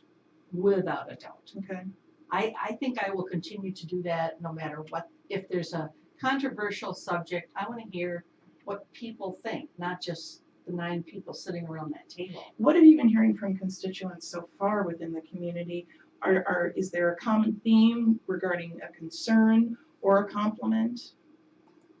I think the thing I've heard most is that they hear, and I'm not sure how they're hearing, but they hear that things are going smoother. Mhm. And that's a positive. Now, I've got 5 grandchildren in the district. I want to make sure that this school is a very good school Mhm. for the remainder of their education for years to come. Mhm. But I think, and I've gotten great comments about my ability to serve on the board Mhm. and willingness to run, which a lot of people have questions about. The last question that I have for you, because we're limiting every interview to 15 minutes, is the school district website. How user-friendly is it, in your opinion? It's horrible, but it is being replaced. They are working, I think by fall, it will be up, the new one will be up and running. Mhm. They gave a presentation to the Ed Services Committee a couple months ago and got approval to do this. And they had a lot of input from staff, Mhm. and I hope and pray, because you get in there and you get lost. Mhm. So it's crucial that be updated to build our program, to build our image a little bit. Great. Well, Barb Portson, candidate for school board. Good luck tomorrow, Barb. Thank you. Thank you.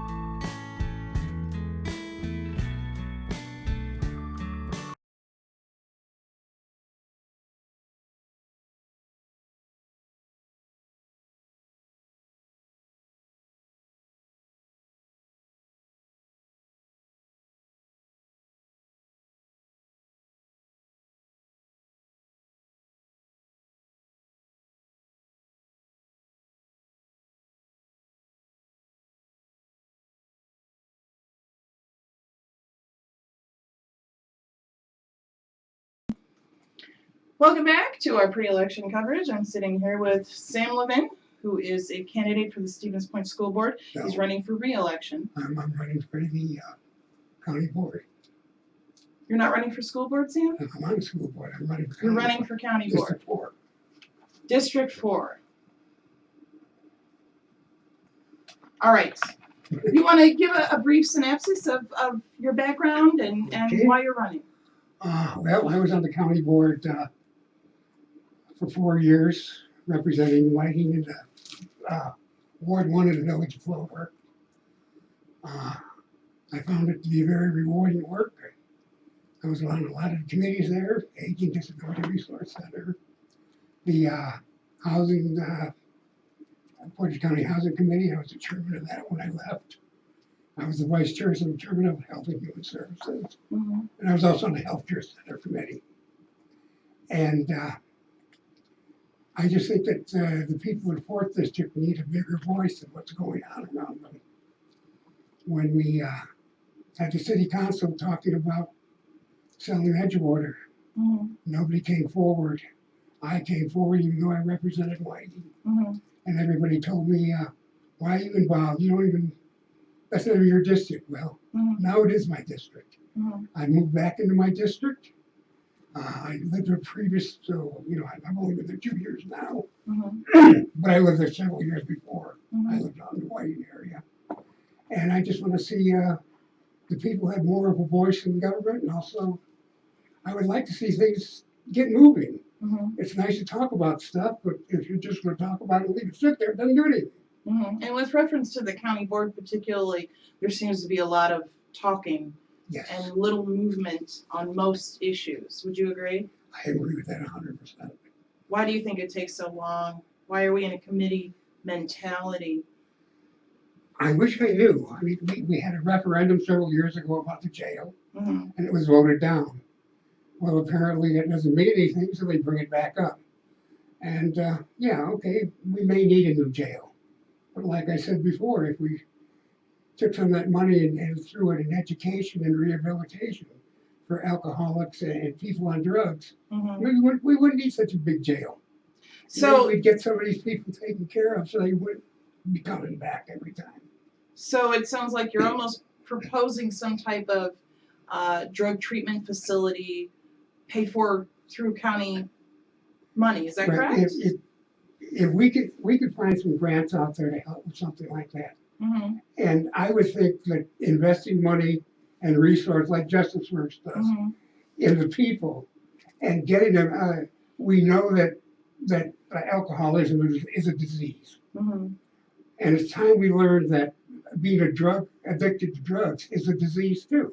Mm-hmm. And unless you treat them, you could put them in jail for 5 years, let them out, and they're going to go right back to drugs because they haven't had the training and what they need to learn Mm-hmm. on how not to go back to it. Mm-hmm. And I think our money would be better spent that way instead of clogging up our jails, mainly with people with alcohol and drug charges. Okay. On the same topic of the jail, do you support the idea of building a new facility for county government and or the jail? I don't know. I'm up in the air on that one. I do know we need something. I don't know if we need it downtown. I think that there's not enough room down there. To be honest with you, but I do think that if we do end up building it, first of all, it's going to be built right, Mm-hmm. like this last one should have been. We should have been able to go up another floor. It was obsolete the moment It it was was, constructed. absolutely. That's been an And ongoing. if we need a jail that will house 150 people, I say build it for 300 people. What if these other counties start paying us Mhm, to take in their prisoners and help pay for our jail? mhm. What are your thoughts on the county healthcare facility? I know we've got a new administrator over there who's doing quite a bit of PR, if you will, for some of the programs that they have going on in there. But it's not a state mandated thing that the county have, a county healthcare facility. So it's something that arguably drains taxpayer dollars but brings no real money back into the coffers. I was on the county healthcare committee for 2 years. I was there when we commissioned a study. I was there when we got the results of it. Mhm. And basically what they're telling us is we know that the place we have now is obsolete. Mhm. If we were to build, and I don't know if we can even build a 100-bed one now, but I heard somewhere they gave up 15 beds. Mhm. And once that happens, that's gone. Right. So it might not be more than 85 we can bring up now. But we worked really hard. The 2 years I was on there, we started out at $1.5 million in levy each year. And when I left there, we were down to $500,000 in levy. Mhm. My opponent said at the League of Women Voters Forum, show us that you can bring it down even more. Well, we can't show you that because the one thing people want is private rooms and private baths, and that's what we propose building. That's why they're going off to Wausau to get them. We don't have them now. With what we have, we were one of the top nursing homes as far as bringing money in. And like I said, with people who want to partner with The convent, the The Sisters of convent. St. Joseph. they got to understand something. That's not a partnership. When we sign those papers, those beds are gone. They can do whatever they want to, and I swear it's going to end up just like the dental center. You call up and say, "My dad needs a nursing home bed." They'll say, "Fine." There's a 2-year waiting list Mhm. because they're sure not going to go after the people that have their Medicaid first. Mhm. We've got to understand that, just like police and just like fire, this nursing home is important. Mhm. This nursing home serves some of the people that can't pay for it themselves. And these are the people that lived here before us that made this county what it is and left it for us to make it better. And they deserve to be taken care of. Mhm.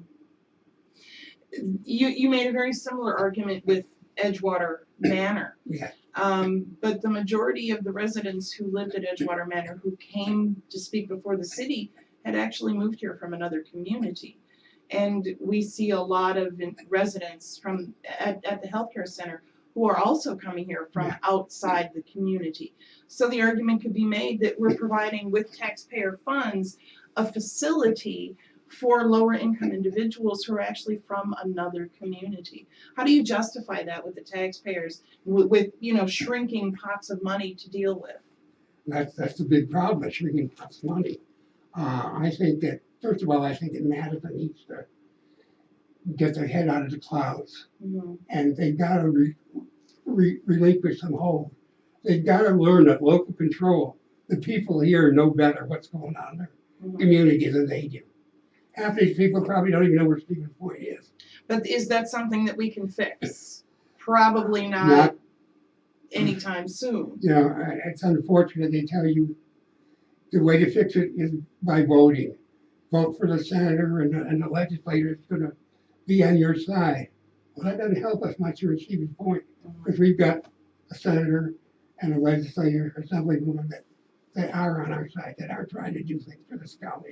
Mhm. And it's a shame, but we've got to get money put out where it should go instead of where it shouldn't go, and a lot of it has gone the wrong places. Mhm. What are some of those wrong places? I think a lot of it has gone towards campaigns. I think a lot of it has gone towards spending for travel for no reason at all. I mean, there's things you could find out without going there. It's like with the school board, when they used to send somebody every year to San Diego for the national convention. I said, don't you think it's about time that everybody realized all schools throughout the country are having financial problems? Tape it. Sell a copy to tape to people. And then everybody can see it that way instead of having to fly out there and stay at the most expensive hotel and everything else. This is ridiculous. Mhm. How has your experience on both the school board and the Village of Whiting boards prepared you for potentially representing the county? Well, like I said, I was the county supervisor for 4 years. Mhm. So I've got an idea of what's involved. And a lot of people didn't believe me when I told them it was one of the hardest jobs I ever had. Mhm. There's a lot of work involved, there's a lot of time involved. Mhm. And you've got to research what's coming in front of you and know what you're voting on. you can't just go, with everybody just because they want you to. Mhm. I mean, we had some knockdown, drag out fights when it came to uh, uh, the, uh, the gay issue and the transgender issue and domestic partnership issue. Mhm. We had some big fights on that, and I was sorry to see because I thought that we were always a more proactive county, and we would have been one of the first ones to come forward with that. We've got some major troubles in the county treasurer's office and the finance department. What do you propose we do? Well, we've got an independent audit going on there. And I think, I don't know, I don't remember exactly how the accounting works there. They're auditing. I know with the school district, we're doing an audit just about every year or every other year. And certain areas have to be audited even more frequently. And it's just something we've got to know where that money is. That's our responsibility. It's up to us to make sure that we have somebody in place that is handling that. And we also have to make sure that we have people that are watching over it. And, it's unfortunate. It costs us a lot to have an audit done, but it costs us a lot more if that money disappears. So it's just like I said, it's another time where you've got to bite the bullet and pay for it, unfortunately. The city of Stevens Point recently received an award for its website being user-friendly. It received a gold ranking. How would you rank the county's website? The county website, I would give them maybe bronze right now. They've got a good website, but a lot of the links are broken. A lot of the links are not up to date, and that bothers them to me. I just today, as a matter of fact, I made a call over to the housing authority to ask a question, and I reminded her. I said, "You might want to look at your website. It still has me listed as the chairman and Tom Allen as the vice chairman, and I've been off the county board for 2 years now." So. It's just they're not keeping up to date, and that was one of the things I said about the meetings. A lot of the meetings were not getting on the schedule, and people didn't know when these meetings were, so they come out and attend them.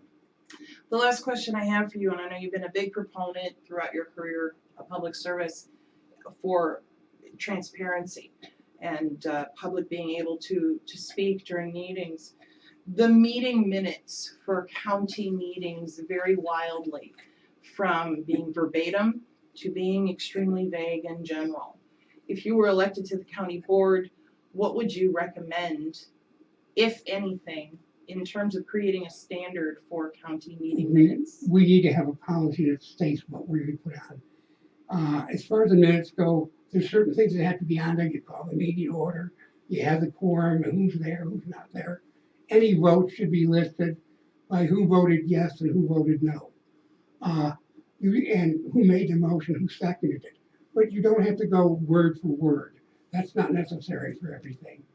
The school board and some of the other boards, when they have public comment, they say public comments were made by this one, and this one, and that's all they put on there because it wasn't an agenda item anyway.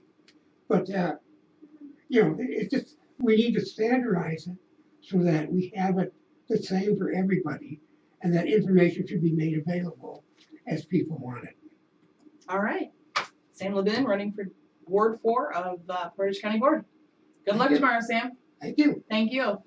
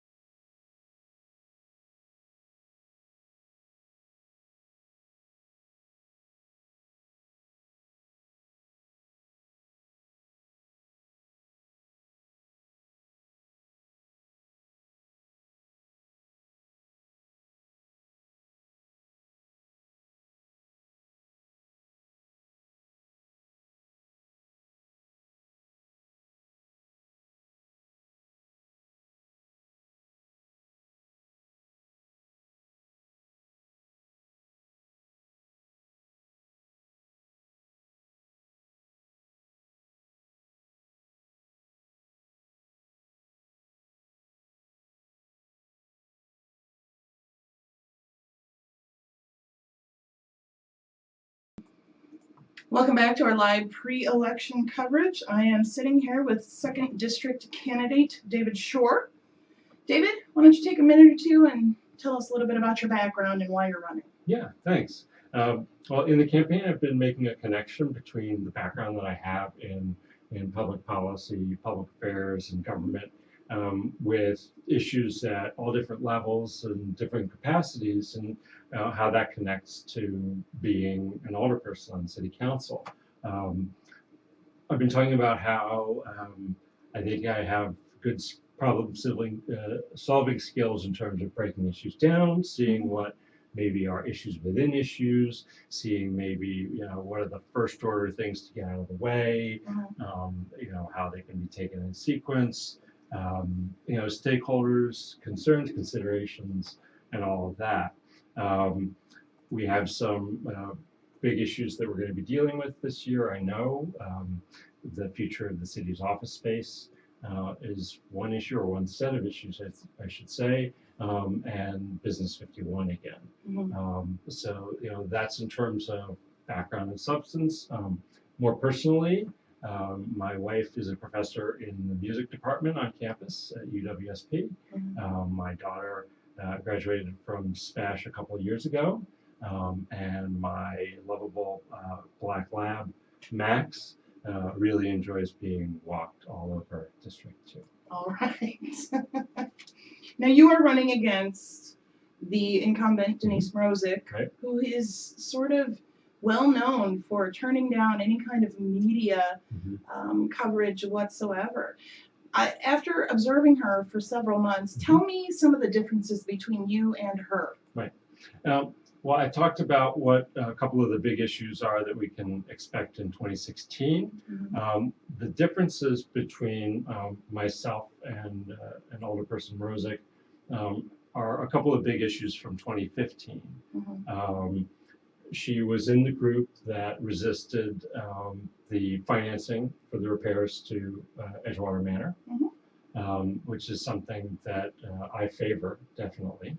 And the other issue where we have a difference is that she was resistant to the just cause standard for employment for city workers.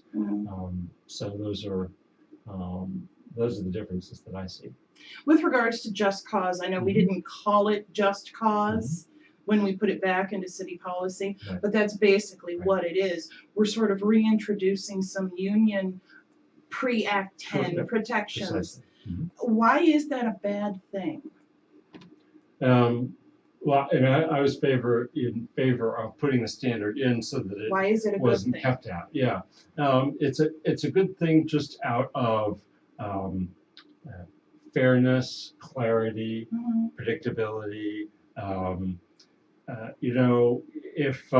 If part of what we all agree on is needing to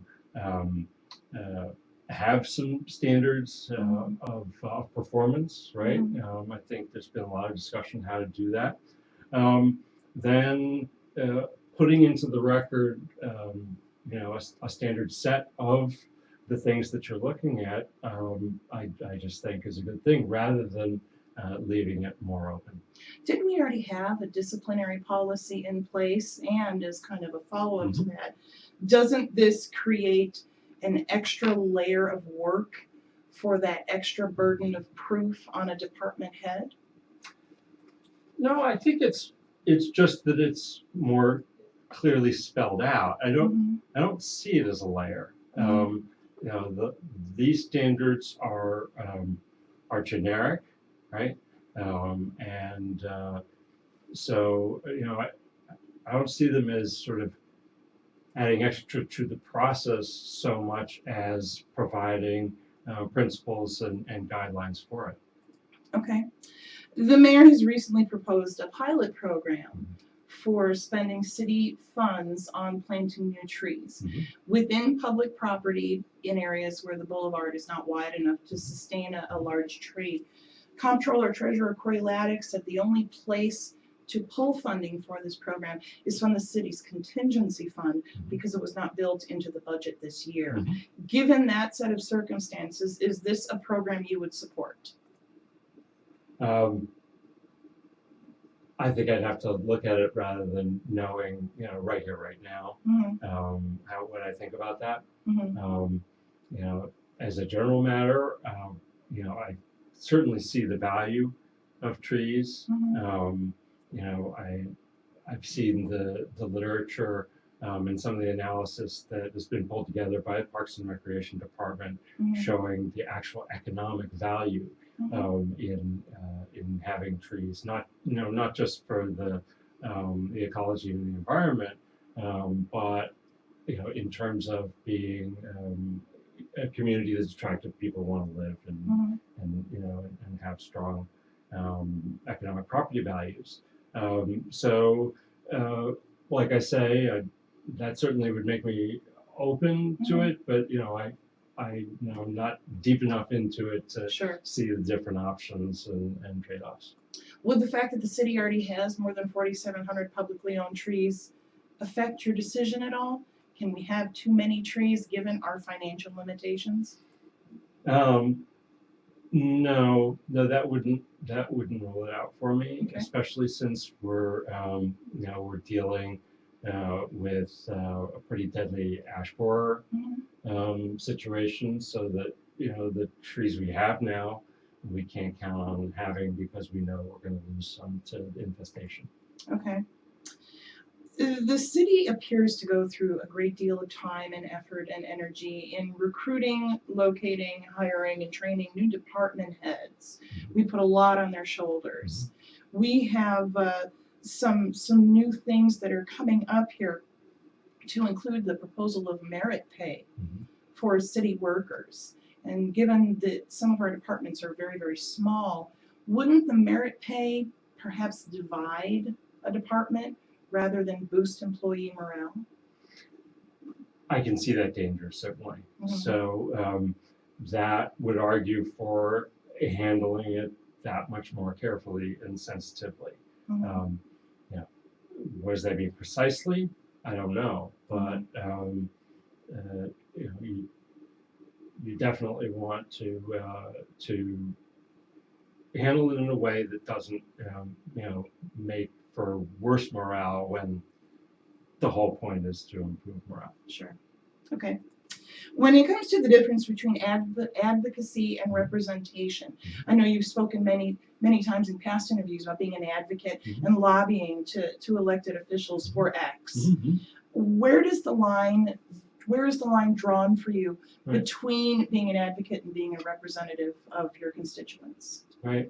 I don't know that there's so much a clear line as different kinds of issues, right? Let's compare what I was talking about before, the 2015 issues and the 2016 issues, right? Now, Edgewater Manor at $1.5 million with access to a revenue stream, the rent, which I realized was going, towards the trust fund previously. I look at an issue like that, and it doesn't look as complicated, right? It looks at such a manageable scale with such a clear, workable way of handling it that I feel like that one's clear, and so that sets that issue up for that more of a debate, more of an issue with different sides, right? Okay, so take that in contrast to either of the big issues that I mentioned for this year, the future of city offices and any future plans for Business 51. By comparison, way more complex, more considerations, factors, options. The buildings that the city already, in terms of the offices, the city either owns outright, like Old Midstate, or owns a percentage. The city county building, where the city owns 27%. You know, that those are issues that are going to have to be worked through over a longer period. Hopefully, it's going to be more like a consensus building process rather than a debate, and definitely will need that much more involvement from the community. So I don't know if that helps answer, you know, what you're asking in terms of how I look at it. Do you feel that the city should just make a decision on where its future offices should go, not wait for the county, just make a decision and follow through with it? It may have to, Mhm. right? I mean, so the county's decision is a consideration in there, but so is the fact that the county's on its own decision-making timeline, right? So, you know, to some extent, that's a, you know, it depends, right? If it's a matter of waiting a little bit for a county decision, you know, obviously that makes sense. If it's a matter of being on completely different timelines, then, you know, then maybe it won't be possible to wait. But, you know, the different options, maybe not all the decisions need to be made at once. I don't know, if it looks like moving into Old Mid-State isn't the way to go, you know, could you perhaps rule that out as one option, freeing you up to decide, well then, now what do you want to do with Old Mid-State, right? And so you've dealt with an aspect of it maybe, and then, you know, move on to other things. But, you know, even if it doesn't, even if the city can move a little quicker than the county in making that decision, you know, that doesn't mean that the city can make that decision in, you know, a few weeks or a month or two either. Okay. The city council and the mayor are two different branches of government, but as of right now, we're seeing very little in terms of discussion and conversation during what has historically been a typically very lengthy public vetting process. Are you seeing the same thing? I don't know. We were just talking about the timeline for deciding about City Hall, and yeah, I just look at that sort of on the surface, and I know it has some history, and you know, I don't want to kind of come in late, you know, as if it's all new, which it isn't, right? On the other hand, you know, I think that you know, I know the mayor's expressing wanting to do that in, I think, just something like a month or two, right? And I mean, that certainly looks to me like something not that, you know, needs a year or two, or, you know, we've just been talking about how the county's been a little slow on its decision, but might need more than a month or two.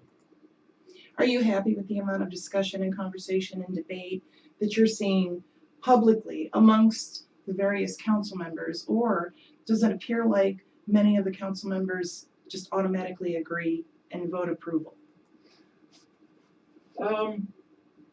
I think in the broadest terms, it looks healthy. And I guess I would respond by saying, you know, a lot of month-to-month business, I think it's probably healthy that a lot of things do go through unanimously, right? You know, some of the council function of being an oversight and a check, you know, is in the category of hopefully you won't need too heavy a hand, right? Just to kind of keep watch of everything, and that if it's all being handled professionally and correctly and reasonably, then, you know, then you'll have unanimous votes on that sort of month-to-month business. And you know, as far as things that do require more discussion, I mean, I certainly haven't seen a big problem with a lack of discussion or room to dig into things. Okay. My final question is pretty subjective. It involves conflicts of interest. We currently have an elected official on the city council who is a downtown business owner. We have had members on the city council in the past who have also been downtown business owners. Historically, those members have recused themselves from votes relating to anything having to do with the downtown. However, we're not seeing that same recusal anymore. What are your thoughts on that kind of conflict of interest? If a downtown business owner has potential to benefit directly from some type of downtown development, should they recuse themselves from the vote? Well, a conflict of interest I usually associate with something like very direct, right? When you know you're the direct beneficiary, right? You are you literally have an interest in whatever the decision is at hand. I'm not sure about the idea that anything that is good for downtown necessarily disqualifies someone. The question, it makes me curious about the history, and I'd like to learn more about that. But just in terms of my sense of what is a conflict of interest, there's a part of me that wants to say, well, I do see a broad community interest in a strong downtown. I mean, classically, cities, including smaller cities, thrive on the basis of a thriving downtown. And a lot of how I'm looking at the challenges to the Stevens Point area do have to do with wanting us to grow and develop economically, so that businesses want to be here, so that people want to be here, right? And which again, has to do with some of those same ideas of not just a strong downtown, but a bike and pedestrian friendly community, right? If having more walkways, sidewalks, and bike lanes were just a question of like lifestyle and something that everybody enjoys, that's a fine thing. But I think when we look at some of these issues in the future of economic development, having that awareness that, in communities all over the country, they've learned that healthy downtown, a lot of foot traffic, not being kind of just so car heavy, traffic heavy, really promotes development, promotes businesses wanting to locate. Like I say, I understand some of the history that you're telling me about, but I also don't think that the interests of a vibrant downtown are restricted to just the business owners downtown. Okay. David Shore, candidate for District 2. Good luck tomorrow, David. Thanks. I Thank appreciate you. it.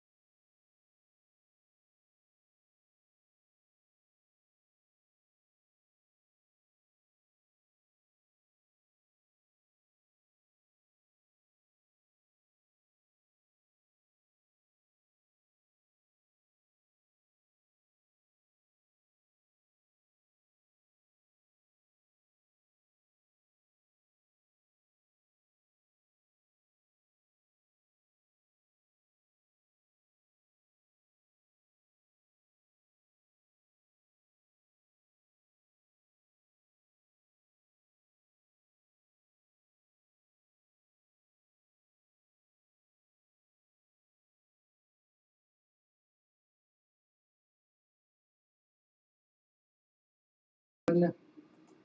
Welcome back to our live pre-election coverage. I'm sitting here with Dan Contos, who's running for Stevens Point School Board.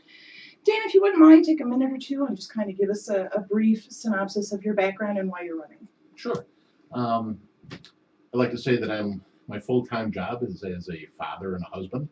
And in order to support my family, I work for Portage County and have done so for the last 20 years or so. I currently serve on the Policy and Legislation Committee for the school board as a citizen volunteer, and kind of got the bug for running for school board. I've been watching school board now for quite a while with a little bit of extra interest, and thought this would be a good opportunity for me to give back to the community.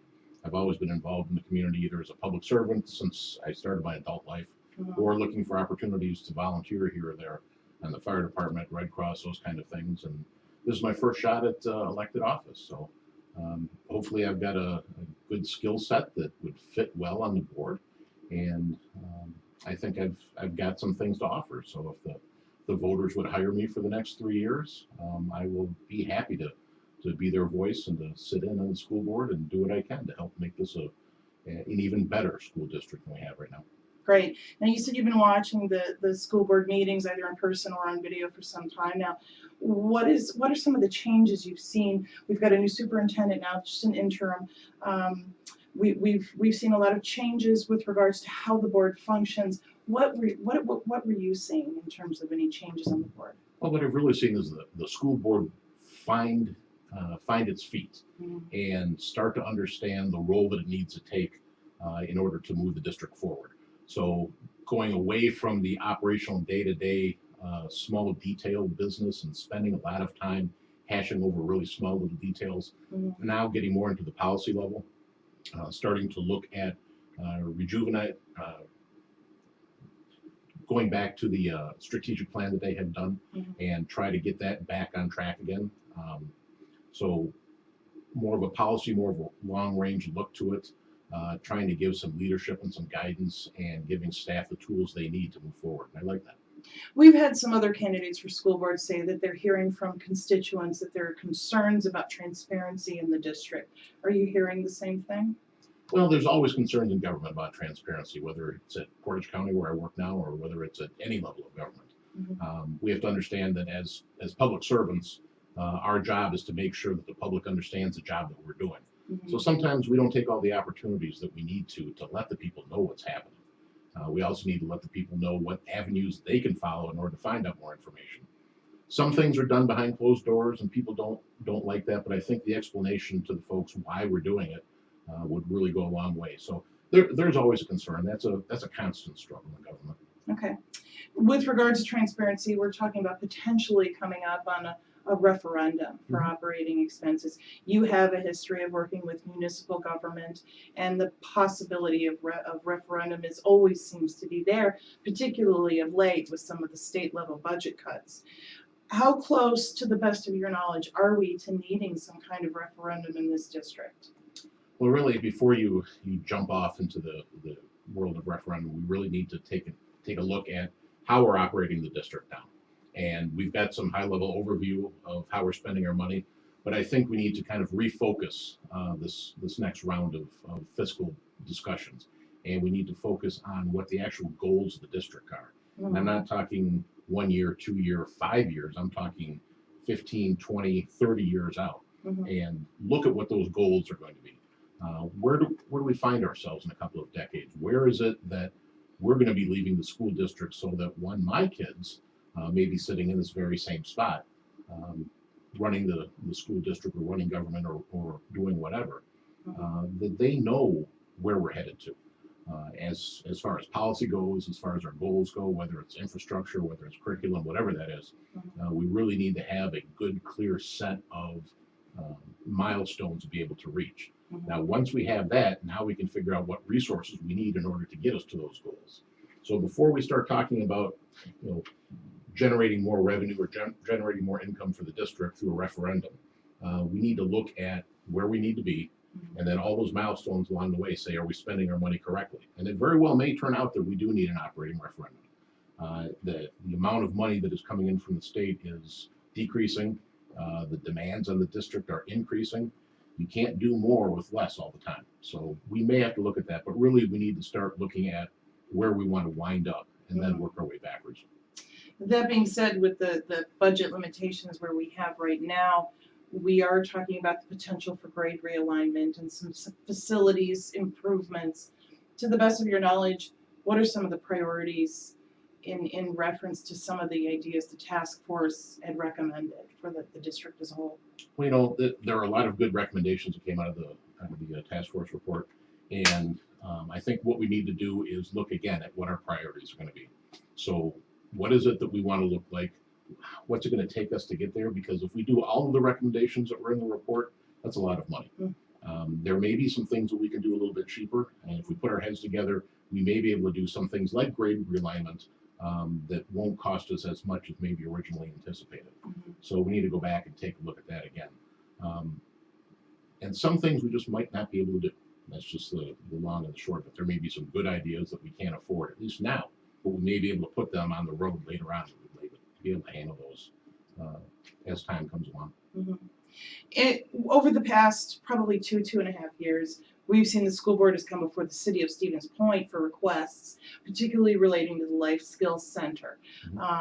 The school district, however, had to come back time and time again with additional information, ostensibly because they didn't have enough experience dealing with city government. Do you feel like your experience in county government could help a situation like that in the future? Yeah, I think so.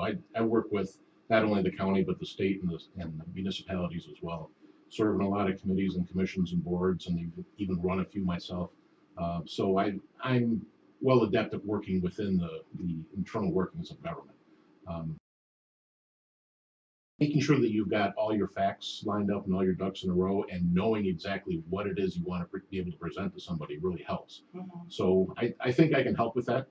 Not that we've done a bad job in the past as a district, but there are some nuances that we learn along the way. And that's the nice thing about the school board is that it's a mix of 9 different people with 9 different sets of skills, 9 different backgrounds.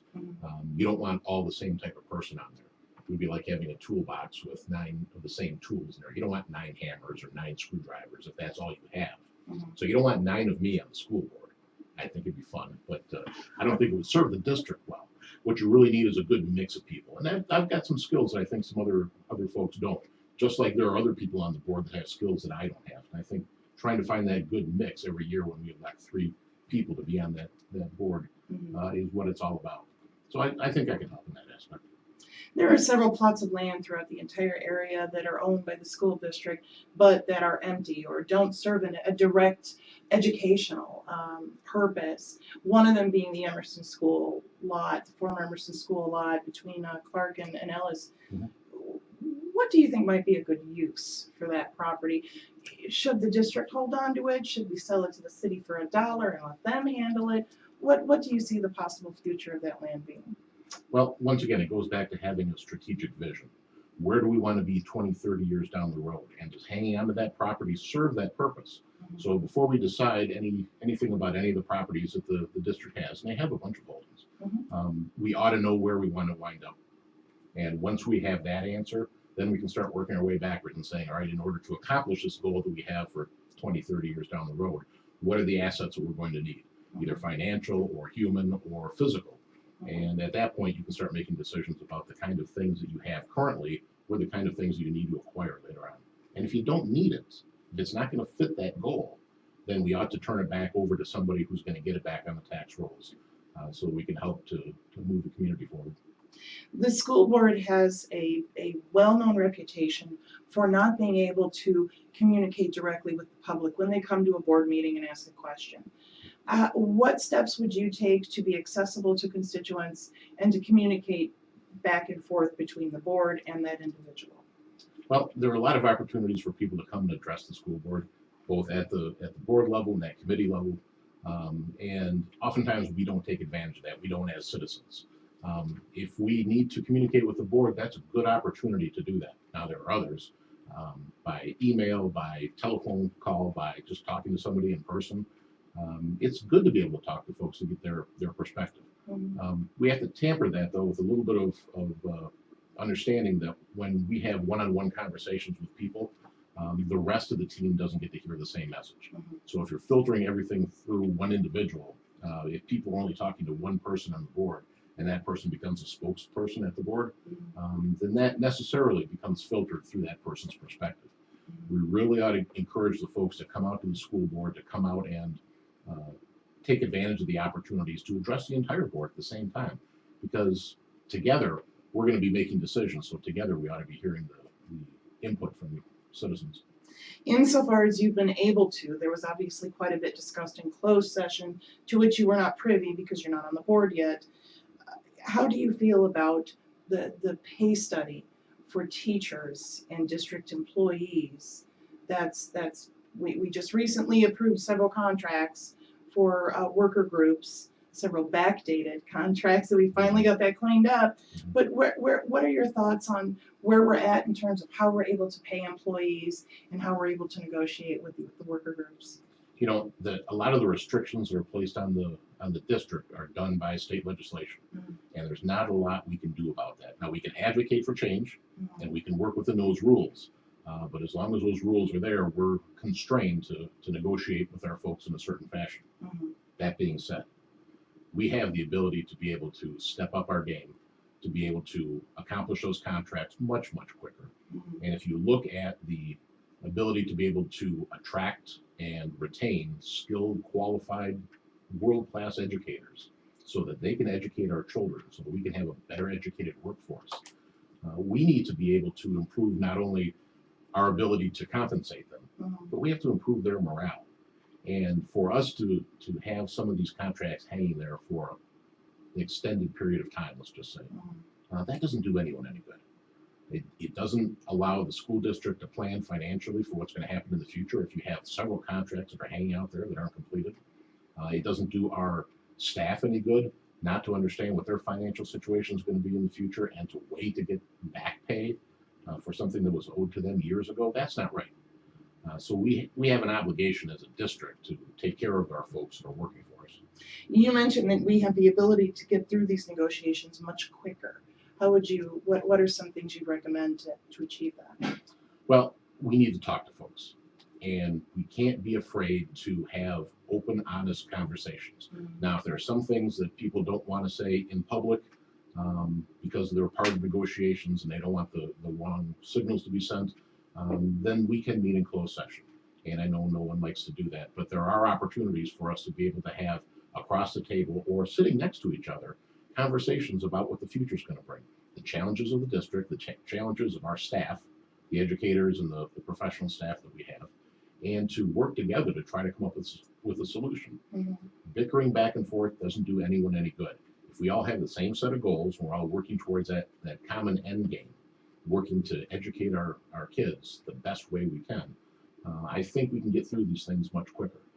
Plus, there are opportunities for us, if we're going to be looking at this thing professionally instead of personally, to make some quicker decisions. Okay. My last question for you is, you've had an opportunity to go through the county website. I imagine you've had some experience, at least with the city's website. The city recently was given gold designation by a group of journalists. How would you rank the school board's website? Well, to be perfectly honest with you, it's not as user-friendly as I would like it to be. Sometimes it's hard to find information. A lot of the information is fragmented over different places, or it's in one place, but it's in a bunch of different chunks, and you have to download a lot of information in order to be able to get to what you need. I think that there are a few people that think that way, and the move is afoot to try to modernize the website. So we expect that to be happening soon. Just like the city upgraded their website a few years ago, the county is in the midst of upgrading theirs right now. As technology improves, as the amount of information that we provide to people, especially online, explodes, we have to have a good working platform for those folks to be able to find it and find it quickly. So if we want to be transparent, if we want to have all that information for people to find, if we don't want people to complain that they don't know stuff, we say, but it's on our website. And they say, well, we can't find it, or we can't find it easily. We have an opportunity to fix that and put the information out there so when someone wants to know something about their school district that they're paying $35 million in tax levy every year for, that's a good place to put it, because a lot of people have access to the internet. If they don't, there are places they can go to find access. All right. Dan Contos running for school board. Good luck tomorrow. Thank you very much. Appreciate Thank it. you.